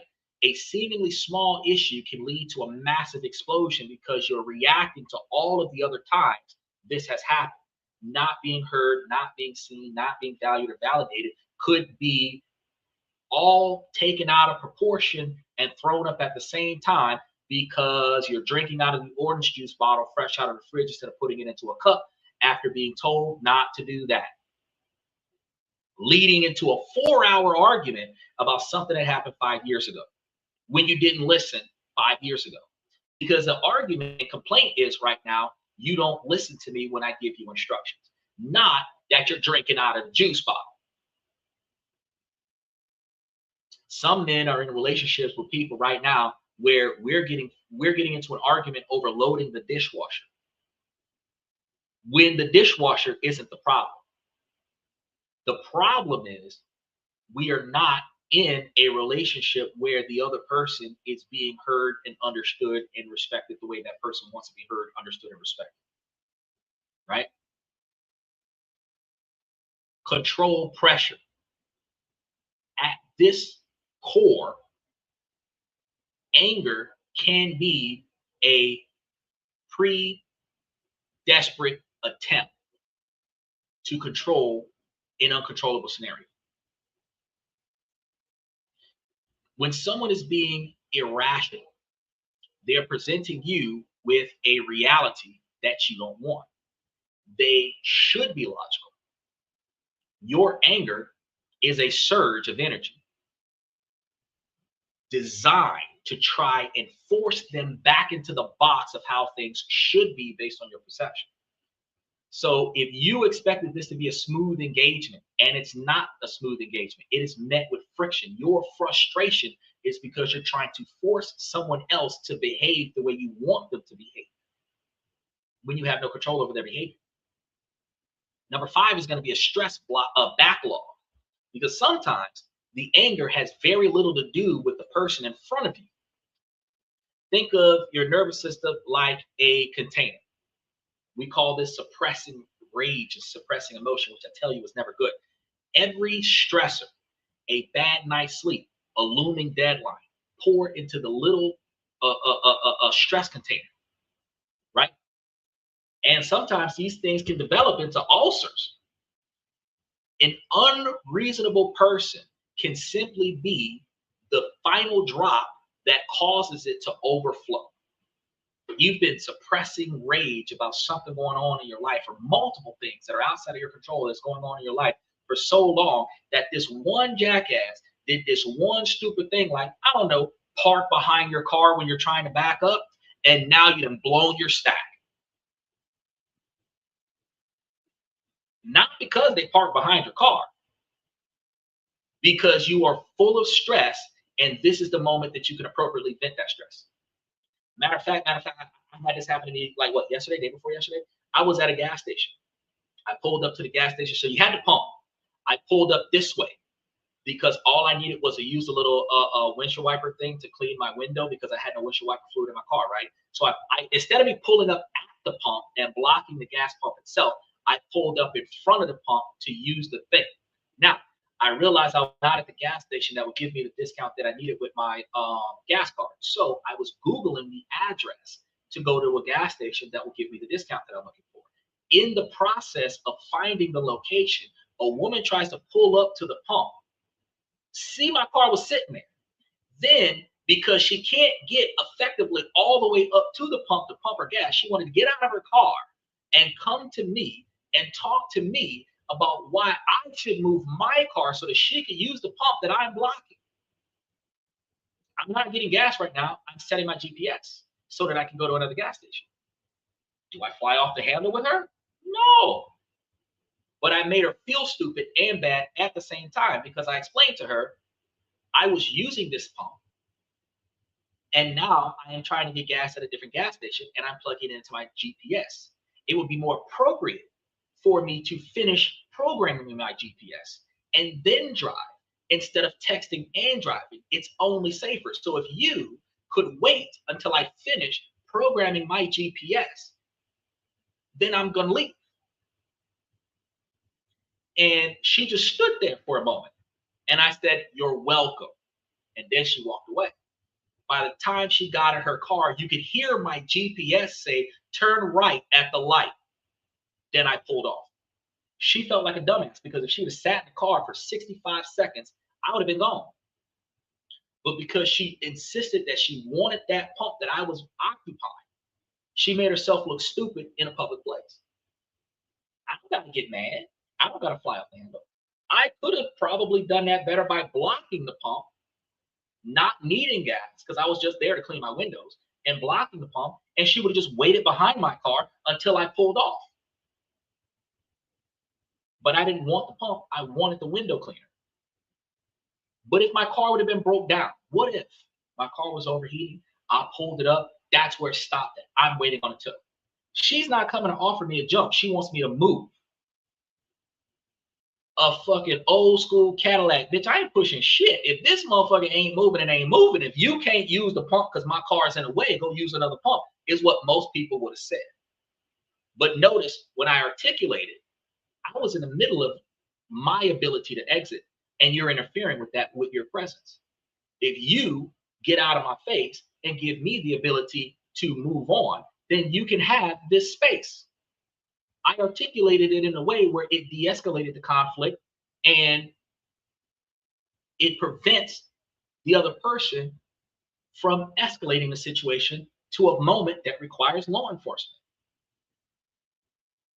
Avalon comes in with the same, it's almost like Avalon popped in with the same scenario as Vacuna. Like y'all are sharing troll accounts.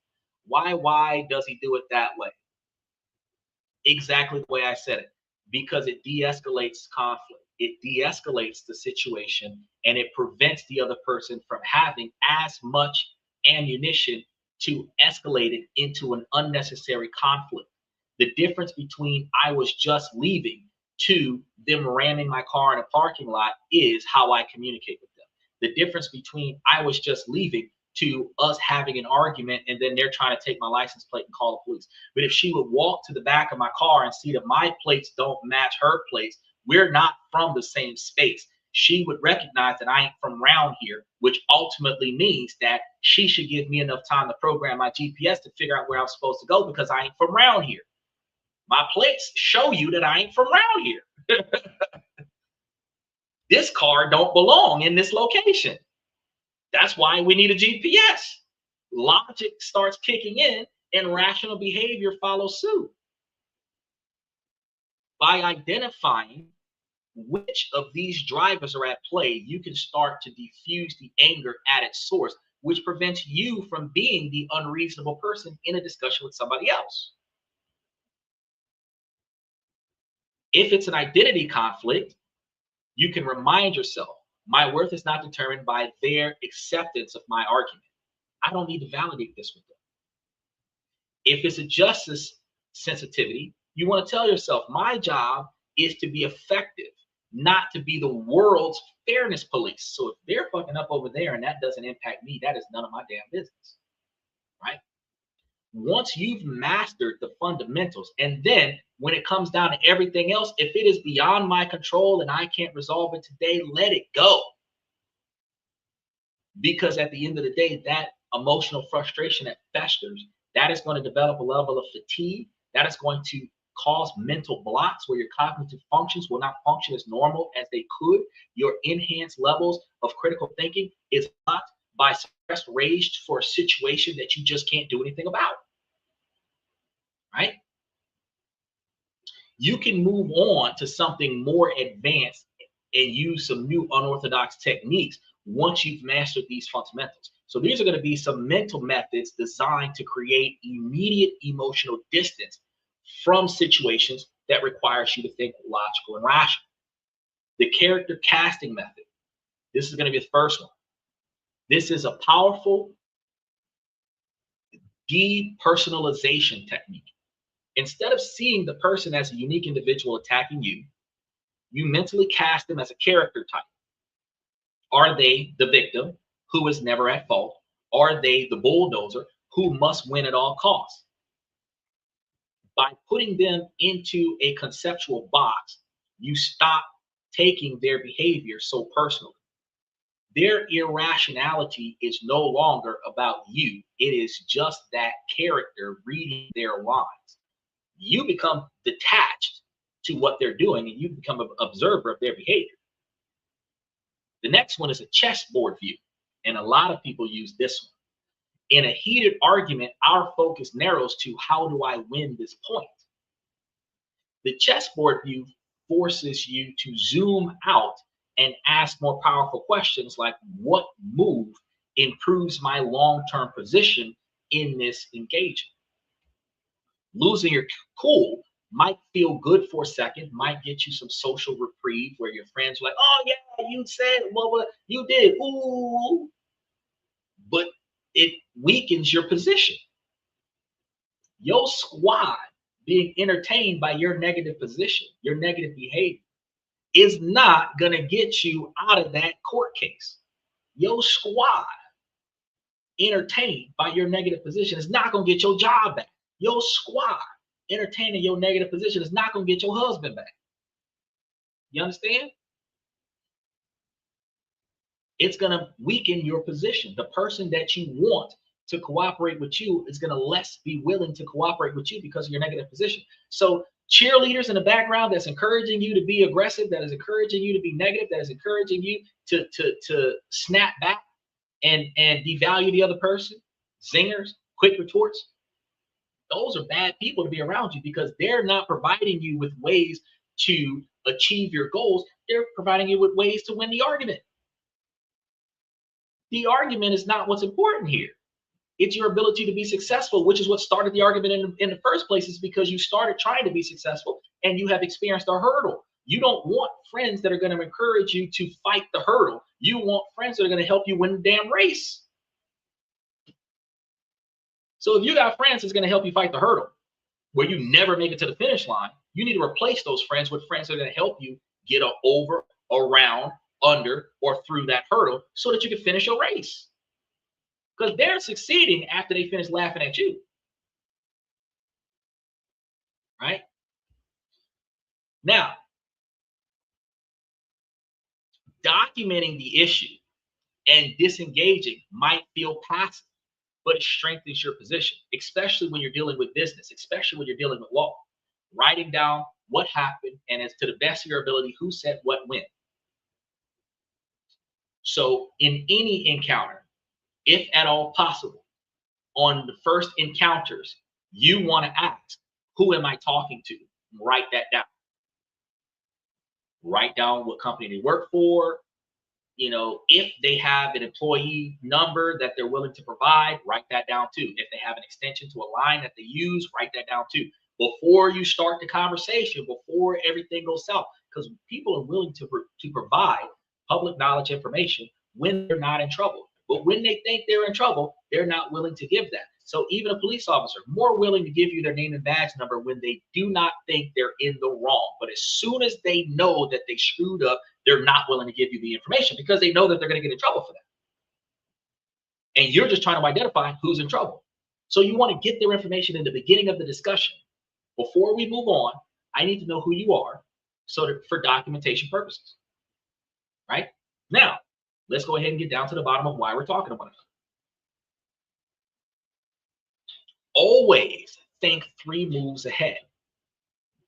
Because if this goes south, move number 1, I want to already have your information down so that I don't have to try to force it out of you later. Move number 2 is navigate the communication to rule number 3 or move number 3, complaining about your performance after it's over.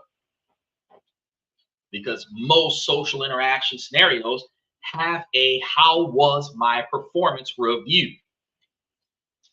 We're one step away from social credit, which Yelp reviews, Google reviews, all of these other reviews, Reddit reviews, where people talk about you online. Before you meet somebody, a lot of the times, a lot of us can put our government name into the Google search and information about us will come up. A lot of us can put our government name into the search bar of a social media platform like TikTok, and your freaking profile and everything that you're attached to will come up. If people got negative things to say about you, they got your name and they didn't put it online and it has said negative things about you. And that is a collective data search that talks about whether or not you're a bad person or not, which compromises your ability to have a positive conversation in the future with somebody who has a prescribed disposition of your behavior. If I believe that you're going to be hostile when you walk up, I'm going to start with hostility. But you have to break down my hostility by showing me you're not hostile, which will change my perception. Now I'm going to feel bad about judging you wrong, and I'm going to be more cooperative with you because I thought you were hostile based on my research of you, but you're not hostile. And to make it up to you, I'm going to offer more than what I was willing to offer when I thought you were hostile. See the difference? Third, the anchor object. This is going to be a good technique. This is a physical tool for staying grounded. Choose a small object that you can keep in your pocket. A smooth stone, a coin, a ring. I understand when you're going places like courthouses and stuff like that, you might not be able to keep this kind of stuff with you. If you have a plastic coin instead of a metal coin, you might be able to keep it in your pocket, get through the metal detector. Some people use like rubber bands on their wrist, but I have a concern about the rubber band because when you're popping the rubber band onto your forearm, you apply damage to your wrist, which could lead to the development of carpal tunnel.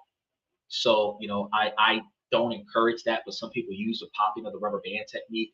But you want to find something that can distract you from the situation to keep you calm. People have those stress balls, the things that you squeeze and they kind of like stretch out and stuff like that. Some people have the little fidget things that they mess with. Whatever it is that you utilize that you can carry with you to most places, you want to have that with you when you know that you're about to go into a stressful situation so that you can distract yourself from the stress, okay? So before any difficult situation, assign a mantra to the object, like strategy, not reaction. That's a good mantra. Strategy, not reaction. When you feel your anger rising, discreetly touch that object, whatever that object is. This physical sensation acts as a pattern interruption, breaking the mental loop of frustration and reminding you of your strategic intention, right? Then the silent sarcasm, calm voice. Duality. I want you to understand this is going to be the more controversial tool, and it requires a lot of discipline. Internally, you allow your frustrated inner voice to have its say. Whatever you would have said out loud, let that run through your head without actually saying it out loud. For example, wow, that's truly breathtakingly stupid, and that's the most ridiculous thing that I've ever heard. Might be what's going through your head. Let that thought exist in privacy of your own mind. Do not say it out loud. Externally, your voice is going to remain perfectly calm and measured. That's an interesting perspective. The dumber it is, the more interesting it sounds. Back in the day in the South, oh, bless your heart, when somebody wanted to say you were stupid as hell. Not too many people knew what that meant. They thought they was giving you blessings from God. No, they were calling you stupid to your face by saying bless your heart. Somebody say something dumb, that's an interesting perspective. You don't tell them that you disagree, because if you're telling them that you disagree, you are setting a wall between right and wrong. You think you're right, you think they're wrong. If your observation is different from theirs, that is an interesting perspective. I never thought about it like that. I can see where you're coming from. These are ways where I understand, acknowledge, and validate your inaccurate, illogical, irrational decision making, thought process, articulation of speech. At no point am I agreeing or disagreeing with what was said. I'm just acknowledging that it was said. Can't believe it was said, but I'm acknowledging the fact that it was said. So, can you help me understand how you arrived at that conclusion? Let me put that together for you. That's an interesting perspective. Can you help me understand how you arrived at that conclusion? If you're talking about emotion, you're going to come with I feel, I think, I feel. Logic and reason is going to be based on facts from a specific source or multiple sources. California code X, Y, and Z. Such and such statute A, B, and C. Standard operating procedures of Walmart is A, B, and C. You're not talking about how you feel. This is the fundamental outline of how we're supposed to do this, because this is what is in writing, and you go look this information up, and then you can verify it. You don't have to agree with me.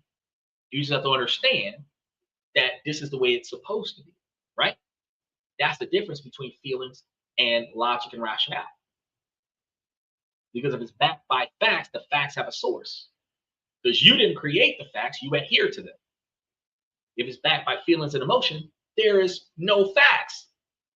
It's just your personal feelings, and feelings are not right or wrong. They can be understood, but they're not right or wrong. So I'm not trying to defend or refute your feelings. I acknowledge them. I acknowledge that you feel that way. It's not fact. 100 people can feel like I'm wrong right now, but the thousands of people that are still sitting here watching disagree. Right? This is going to allow you to vent the initial spike of anger initially, so that it doesn't contaminate your external response. The key is to ensure the sarcasm remains silently in your head. The thought doesn't leak out into your tone. And likewise, when you're on social media, you'll be listening to somebody talking out the side of their neck. You don't get into the comment section and tell them that they're stupid. You might say that they're stupid while you're talking to your phone, but you don't type it into the comment section and hit send. If you're going to respond, you would respond appropriately. Well, how did you get to that logic? I've had some people try that with me in the comment section, and they would hit me with the how, and I would hit them with the how not. Like if a motorcycle is lane filtering and they get cut off by a car, well, we're going to call it cut off by a car, but if you're weaving through traffic, you kind of had that coming. And I'm like, oh yeah, well, that near miss the biker's fault. Well, how? I'm not going to justify the fact that, well, how not? How is it not the biker's fault? And the first thing somebody's going to say, oh, well, in California, it's legal to lane filter. Right, but first person accountability requires that the person operating the vehicle is operating it at a speed where they can react defensively to people who are not paying attention to the road. So if somebody else is about to swerve into your lane or stop abruptly, you're supposed to be able to react, and you're supposed to have enough time to react. So if you don't have enough time to react and they hit the brakes and you hit them, you are following too close. It doesn't matter if they stop short. What matters is that you didn't have enough time to stop without hitting them. If they were merging into your lane and you hit them, it doesn't matter if they didn't see you. What matters is that you saw them and you didn't stop. Now, the liability laws in no fault states are going to be what's more important than what people actually pay attention to, because in a no fault state, both parties are reasonably liable. One person is going to be more at fault than the other, but both parties are going to be reasonably liable, because in every state, even in at fault state, liability of the victim is if you could have avoided this. So if you're watching a vehicle take over your line of travel and you allow it to happen, you allowed yourself to be in a crash, which put you at fault. So when I say it's the biker's fault, that's why it's the biker's fault, because he was driving faster than he could react, which puts him in a position where he does not have the ability to avoid the crash, which puts him into a crash that he otherwise should not have been in, even if the car didn't see him. He saw the car, which means that he could have avoided the car, and he didn't. And because he didn't avoid the car, it's his fault that he's in the crash. That doesn't mean that the car is not at fault. It means that the biker is fundamentally the first person responsible for the biker being in the crash. Because if the biker was more responsible, more distance between the biker and the car, the biker could have stopped, cursed out the car. Yeah, the car was wrong for crossing 3 lanes of yellow lines, solid yellow lines. But the biker was trying to pass the car anyway, which makes the biker irresponsible. It doesn't matter if the law says that the car is going to be at fault too. What matters is that the owner of the motorcycle is now in a legal action because he did not slow down and stop. Doesn't matter who had the right of way. What matters is now you got to go to a chiropractor because you didn't slow down and stop. Now you got to miss days from work because you didn't slow down and stop. Now you've got to get an attorney because you didn't slow down and stop. Now you're going to have lifelong injuries because you didn't slow down and stop. It has nothing to do with the other guy. You put yourself in that situation. Now, when I come off of logic and reason, now the other person, oh, well, I didn't think about it like that. Of course not. Because your feelings were that motorcyclists are exempt from the law. Okay, chill. I don't understand how that works because you're telling me that Canada doesn't have laws, and that's not true. Canada has laws. If you are truly in Canada, you might not have the same laws in Canada that America has, but at the same time, you have to recognize that while you might not follow the law, nobody's willing to take action against you in certain situations, which is why you're able to get away with breaking the laws. But that doesn't mean that there aren't laws that apply to you. It just means that you're not willing to follow them. Now, dealing with unreasonable people takes a toll on you. Even if you handled it perfectly, the stress is still going to linger long after the situation. A lot of us can find ourselves rehearsing a situation that we got ourselves out of yesterday, a week ago, a month ago, because it really got to us and we didn't say and do all of the inappropriate things that we wanted to say and do, but we handled it perfectly and we got out of it. It lingers with you. So if you don't have a process for releasing this anger, it's going to build up, which makes your patience shorter. It makes your ability to handle conflict less effective. And it puts you into a position where the next situation that you're going to be in, you might not act appropriately. So an aftercare routine is a critical part of the playbook, how to decant from a stressful situation. Physically discharge. Anger and stress creates physical energy that needs a release. Intense short burst exercises is one of the best ways to do this, which is why a lot of men go to the gym after work and they work out for an hour before they go home. Especially if they go out to the gym, they take a shower and then they come back to the house. They can, from the gym to the house, they should have less stress than what they would have had from the job to the gym, which prevents them from bringing their anger from work home to their wife. Think about that for a minute. A brisk walk, a run, or even just going into a private room and shaking out your hands and feet can help discharge the pent up adrenaline. I know some people say scream into a pillow, whatever you got to do, let it out. This helps complete the stress cycle and the confrontation that was initiating the stress. Journaling every event. If you write this down, it's going to be very powerful. This is a powerful tool for processing emotions because after difficult interactions, getting what's in your head out, whether you say it, whether you talk to yourself in a room, because that doesn't, I know people say, oh, well, if you talk to yourself, you're crazy. No, but if you say what you got to say, what's on your mind, you get the anger and frustration out. You vent the anger and frustration out, right? But if you write it down, you can still vent the frustration out. And some of us, new school, type it up on your computer into a draft email to yourself so that you don't accidentally send it to the person that you meant to send it to, right? Get all this stuff out. And you will find that when you type out everything that you had to say about the situation and you read what you wrote, you find that a whole weight is taken off your chest. You find a whole new level of inner peace. Because it doesn't matter if anybody else validated what you had to say. You were able to validate yourself. And you can find yourself at inner peace because you have acknowledged your feelings, recognized them, got them on paper. You can see it. And you feel better about functioning forward without that situation. You can actually delete it. You can save it in your archives, turn it into a book and use it later on. But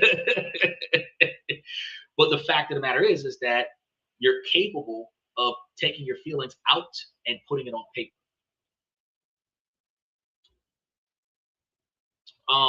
After a difficult interaction, write out some answers to a few simple questions like, what was the specific trigger that pissed you off? How did you feel in your body when this was going on? How did you react to the person when it happened? What part of the playbook did you use effectively, and which parts do you need to work on? What will you do differently the next time you're in that type of situation? Because while on a micro level, every situation is different, on a macro level, there are different categories of situations that are similar to one another. While they're not exactly the same, they have a large majority of similarity there, right? This process moves the experience from the emotional part of your brain to the logical part, the narrative part, turning a frustrating event into valuable data that allows you to be a better negotiator in the future. Third thing you want to do is the trust debrief. Think about the incident with a trusted, heavy, level-headed friend or family member that can be incredibly validated. Meaning that you can talk to somebody about this. It doesn't always have to be your therapist, but therapist works when you can't trust your friends. And you articulate the issues and work out the scenario in your head, because the situation is resolved. So you don't need advice from them. You just need them to listen to your frustration, right? The goal isn't just to vent, but to gain perspective. Explain the situation and your response and ask for their objective feedback. You're not looking for advice. It's like, well, what do you think about how I did it? This external validation helps counteract the self-doubt that can follow these encounters when you thought you could have done more, or you think you might have done too much. Conscious relaxation is always effective. After discharging the energy, guide your nervous system back to a state of calm. This could be a 10-minute meditation, listening to calming music, or taking a hot shower, going to a spa, going to a massage therapist. All good things. This is going to be the final step to telling your body that the threat is officially over and it is safe to stand down. Because a lot of the times when we finish with one heated conflict, we're still wired from the last conflict and we end up in another one. A lot of the time we have a gauntlet throughout our day. From the time we get up to the time we go to bed, we have a gauntlet of back-to-back conflicts that we're always on edge with. And we very rarely have enough time to decant from the last situation.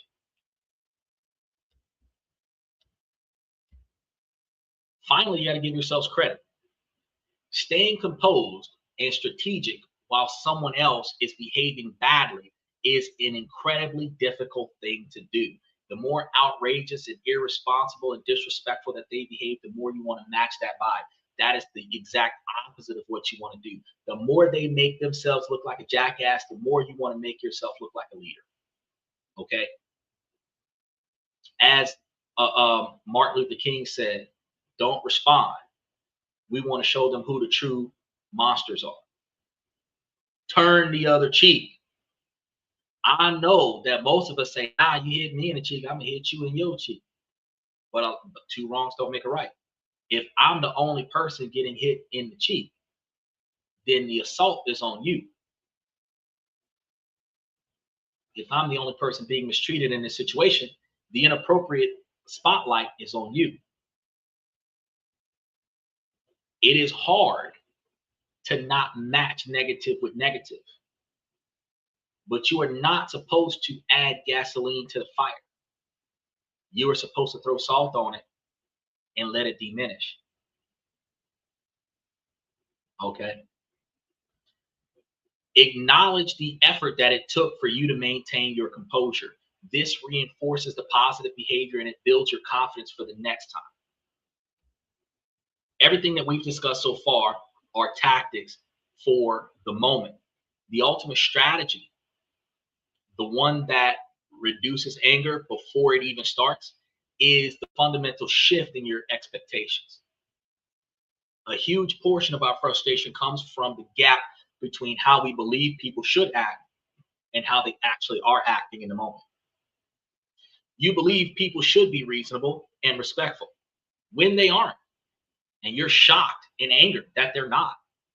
We have people come onto the show and they troll the podcast and say disrespectful things, and very few times do I even break my communication with you as I block them off of the show. The master level move is to stop negotiating with reality. If a person has a repeated pattern of being unreasonable, expecting them to be unreasonable the next time is a recipe for guaranteed frustration. As some psychological advice suggests, it is vital to give up the hope that they will one day become the person you wish they'd be. If the internet is full of people who are not going to be positive, I should not expect everyone that comments to be positive. The people who come and are not positive, I expect to block. I do not allow myself to get angry and frustrated by the non-positive comments.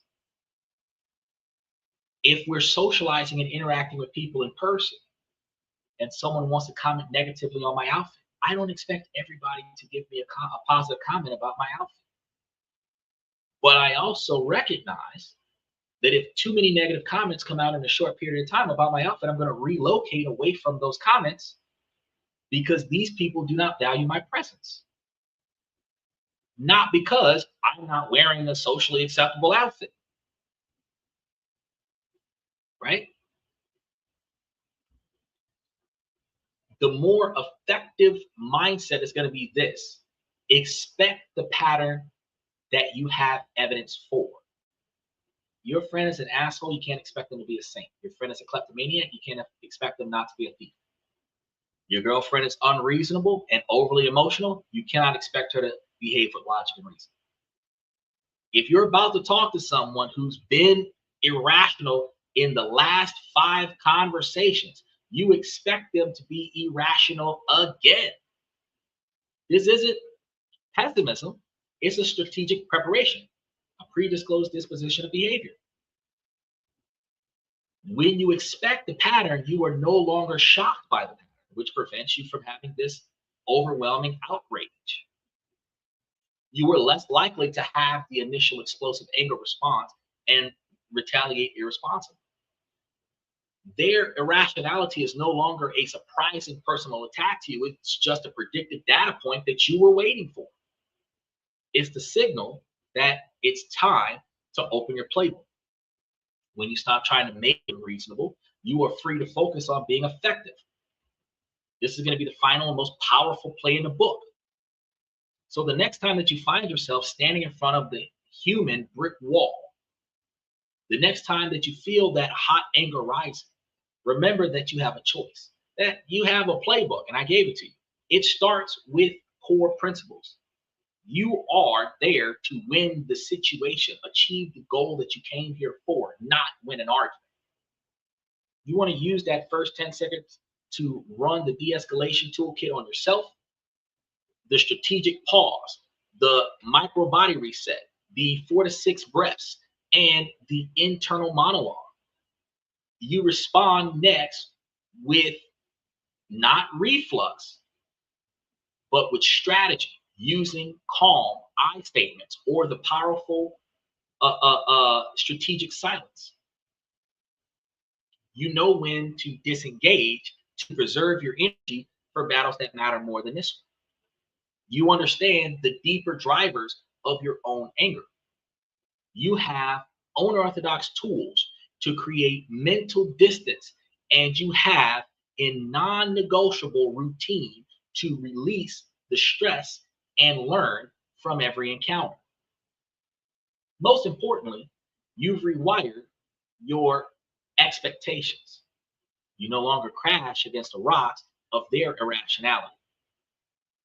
You see it coming, and you use it as your cue to open your playbook and execute your strategies. You cannot control how other people behave, so stop trying. But you can always control your response to their behavior. And that's going to be where the true power is going to lie.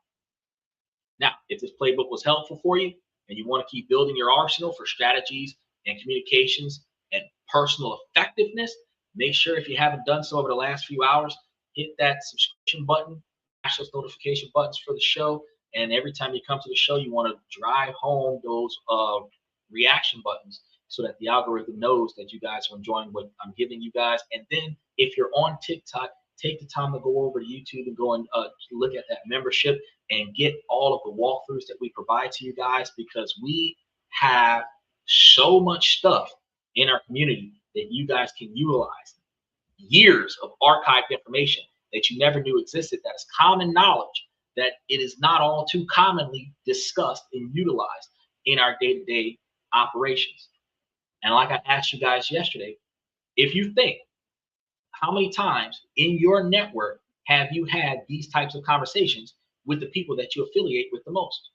More often than not, you guys talk about your week, your year, your success, what pisses you off, how people screwed up, conspiracies against the world, no accountability. Just, I don't like the way life is going.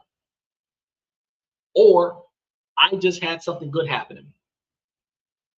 But never, let's plan to live life better. How do we get through life more effectively? We don't have those discussions with the people that we know. We just wing it. And I'm trying to tell you guys, it's time for us to put a stop to that. Whatever we used to do in 2024 that wasn't working in 2025 that you're still doing in 2026, you need to cut that shit out. And right now here in August, as we're halfway through August, you need to start trying to find ways in 2026 to make 2027 better. If it wasn't working for you last year, you need to start rethinking your position so that it can start working for you next year. And I tell you guys every night, y'all need to find the things that are inside of your control in your life and proactively put forth effort to change that. And then navigate around the things that are outside of your control. If you don't like something, but you could do something about it, do something about it. Whether it is getting it done yourself instead of relying on somebody else, removing somebody from your life that's a burden and an obstacle, not an asset. Whatever it is, pay things in advance instead of paying it on time. Whatever it is, budget and build savings instead of living check to check. Tell your friends no instead of always borrowing or loaning money to them. Change it, whatever it is. Stop going places with people that make you look bad. Instead of asking them not to embarrass you while you're out there, just don't go anymore. Stop asking people to respect you and start showing them that I'm not going to be in a place where I'm not respected. Those are things that you can change. And then navigate around the things that are outside of your control. Now, as we wrap things up, I'm going to start off by saying, ladies, as long as the situation doesn't make sense, I'm going to keep asking you ladies to make it make sense. So ladies, please make it make sense. I want y'all to remember, especially for those of you that's watching us on TikTok, that we are here every night of the week. We typically start off around 11:30, 11:45 Eastern Standard Time, but we're here every night of the week. Fellas, I give you this information to make you guys higher value men, not just by improving your financial life, but also by improving your decision-making skills. And ladies, while this is a male-driven podcast from a male's perspective, you can take all the information I gave you and make yourselves higher value individuals as well.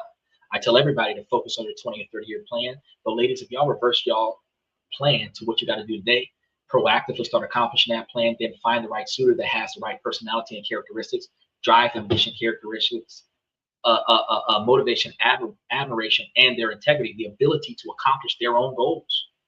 See what those goals are and see how their goals mesh well with your goals. And y'all got to look at details of y'all goals, not just I want to be happy, I want to be healthy, I want to be rich. Those are byproducts of your goal. You know, I want to have an $80,000 a year lifestyle or an $80,000 a year income to cover my $60,000 a year lifestyle so that I can travel the world 3 times a year. That's some details which would make you happy, where all my bills are paid so I don't have the financial stress. I got money set aside so that I don't have to worry about my health. That's plans, right? I want to live in California. That's just a wish. How the fuck are you going to accomplish that? Then you have to see if your partner's got similar goals, because if you want to live your life in your current city or state and your partner wants to go to Tahiti, y'all don't have matching goals. If one of you wants to live here and the other one wants to move to another state, y'all don't have matching goals. So you have to make sure that your long-term satisfaction goals blend well with one another. If one of you wants to be a doctor and the other one wants to own a business, but y'all are going to do it in the same city, y'all can probably accomplish that together. But if one of you wants to be a small business owner, and the other one wants to go on tour with their band, that relationship isn't going to last. One of you wants to be a trucker, and the other one wants to be a small business owner. That relationship isn't really going to last. You're going to spend more time apart than you are together. Arguments in those types of relationships are going to be heavier because after you fight, you're not going to see each other for months. Reconciliation is harder when you don't see each other every day. So you got to make sure that those goals are able to blend together. They don't have to be the exact same goals. You don't both have to go into the medical field. But if one of you is a teacher and the other one's a scientist, at least you're living in the same area where y'all can interact with each other every day. Right? Then, while you guys are working on your long-term satisfaction goals, make sure that you're not dealing with short-term gratification goals, okay? Because short-term gratification goals sabotages your ability to be successful in the future. You know, going to your next Drake concert could take away a lot of potential investment opportunities towards your retirement. I'm not saying give up on every good moment that you have in your life, but I'm saying that you got to budget for your future instead of entertaining yourself today. Then I tell you guys on a regular basis that two people can make it to $1 million faster than one, but it only works if you both have similar financial values. So it is more important for you to be able to piece together how you're going to do this. And if someone is going to be there with you, how are you going to do it and sustain that positive relationship at the same time? Because work-life balance requires you to chase your dreams on your job, but still be present for your relationship. If you're married to the job where you have little to no time for your relationship, it doesn't matter how good of a person you are abandoning your relationship. So you don't want to get into a relationship when your job has 90% of your attention. Doesn't matter what your job is. Now, that's all I got for you guys for tonight.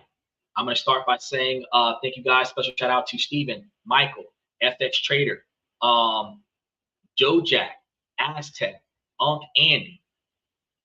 I appreciate you guys for coming to tonight's show. OG Kicks. I appreciate you guys. These are the guys that are here on a regular basis on YouTube side of things.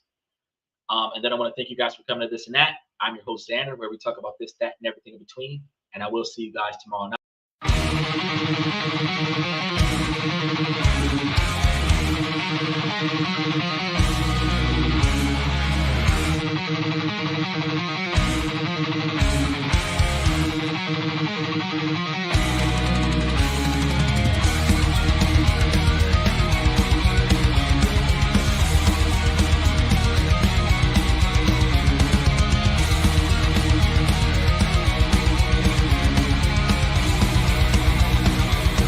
Higher ground.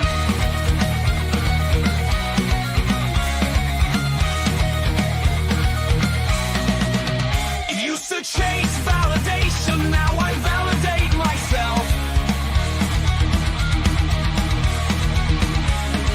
Building inner strength, putting doubt upon the shelf.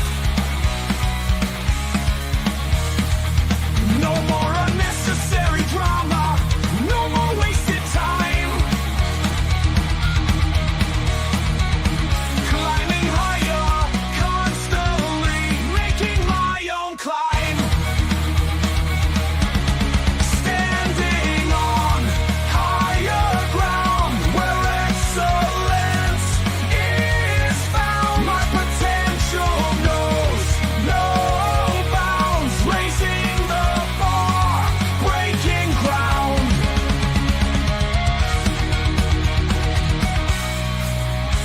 My network is my net worth. Choose your company wise.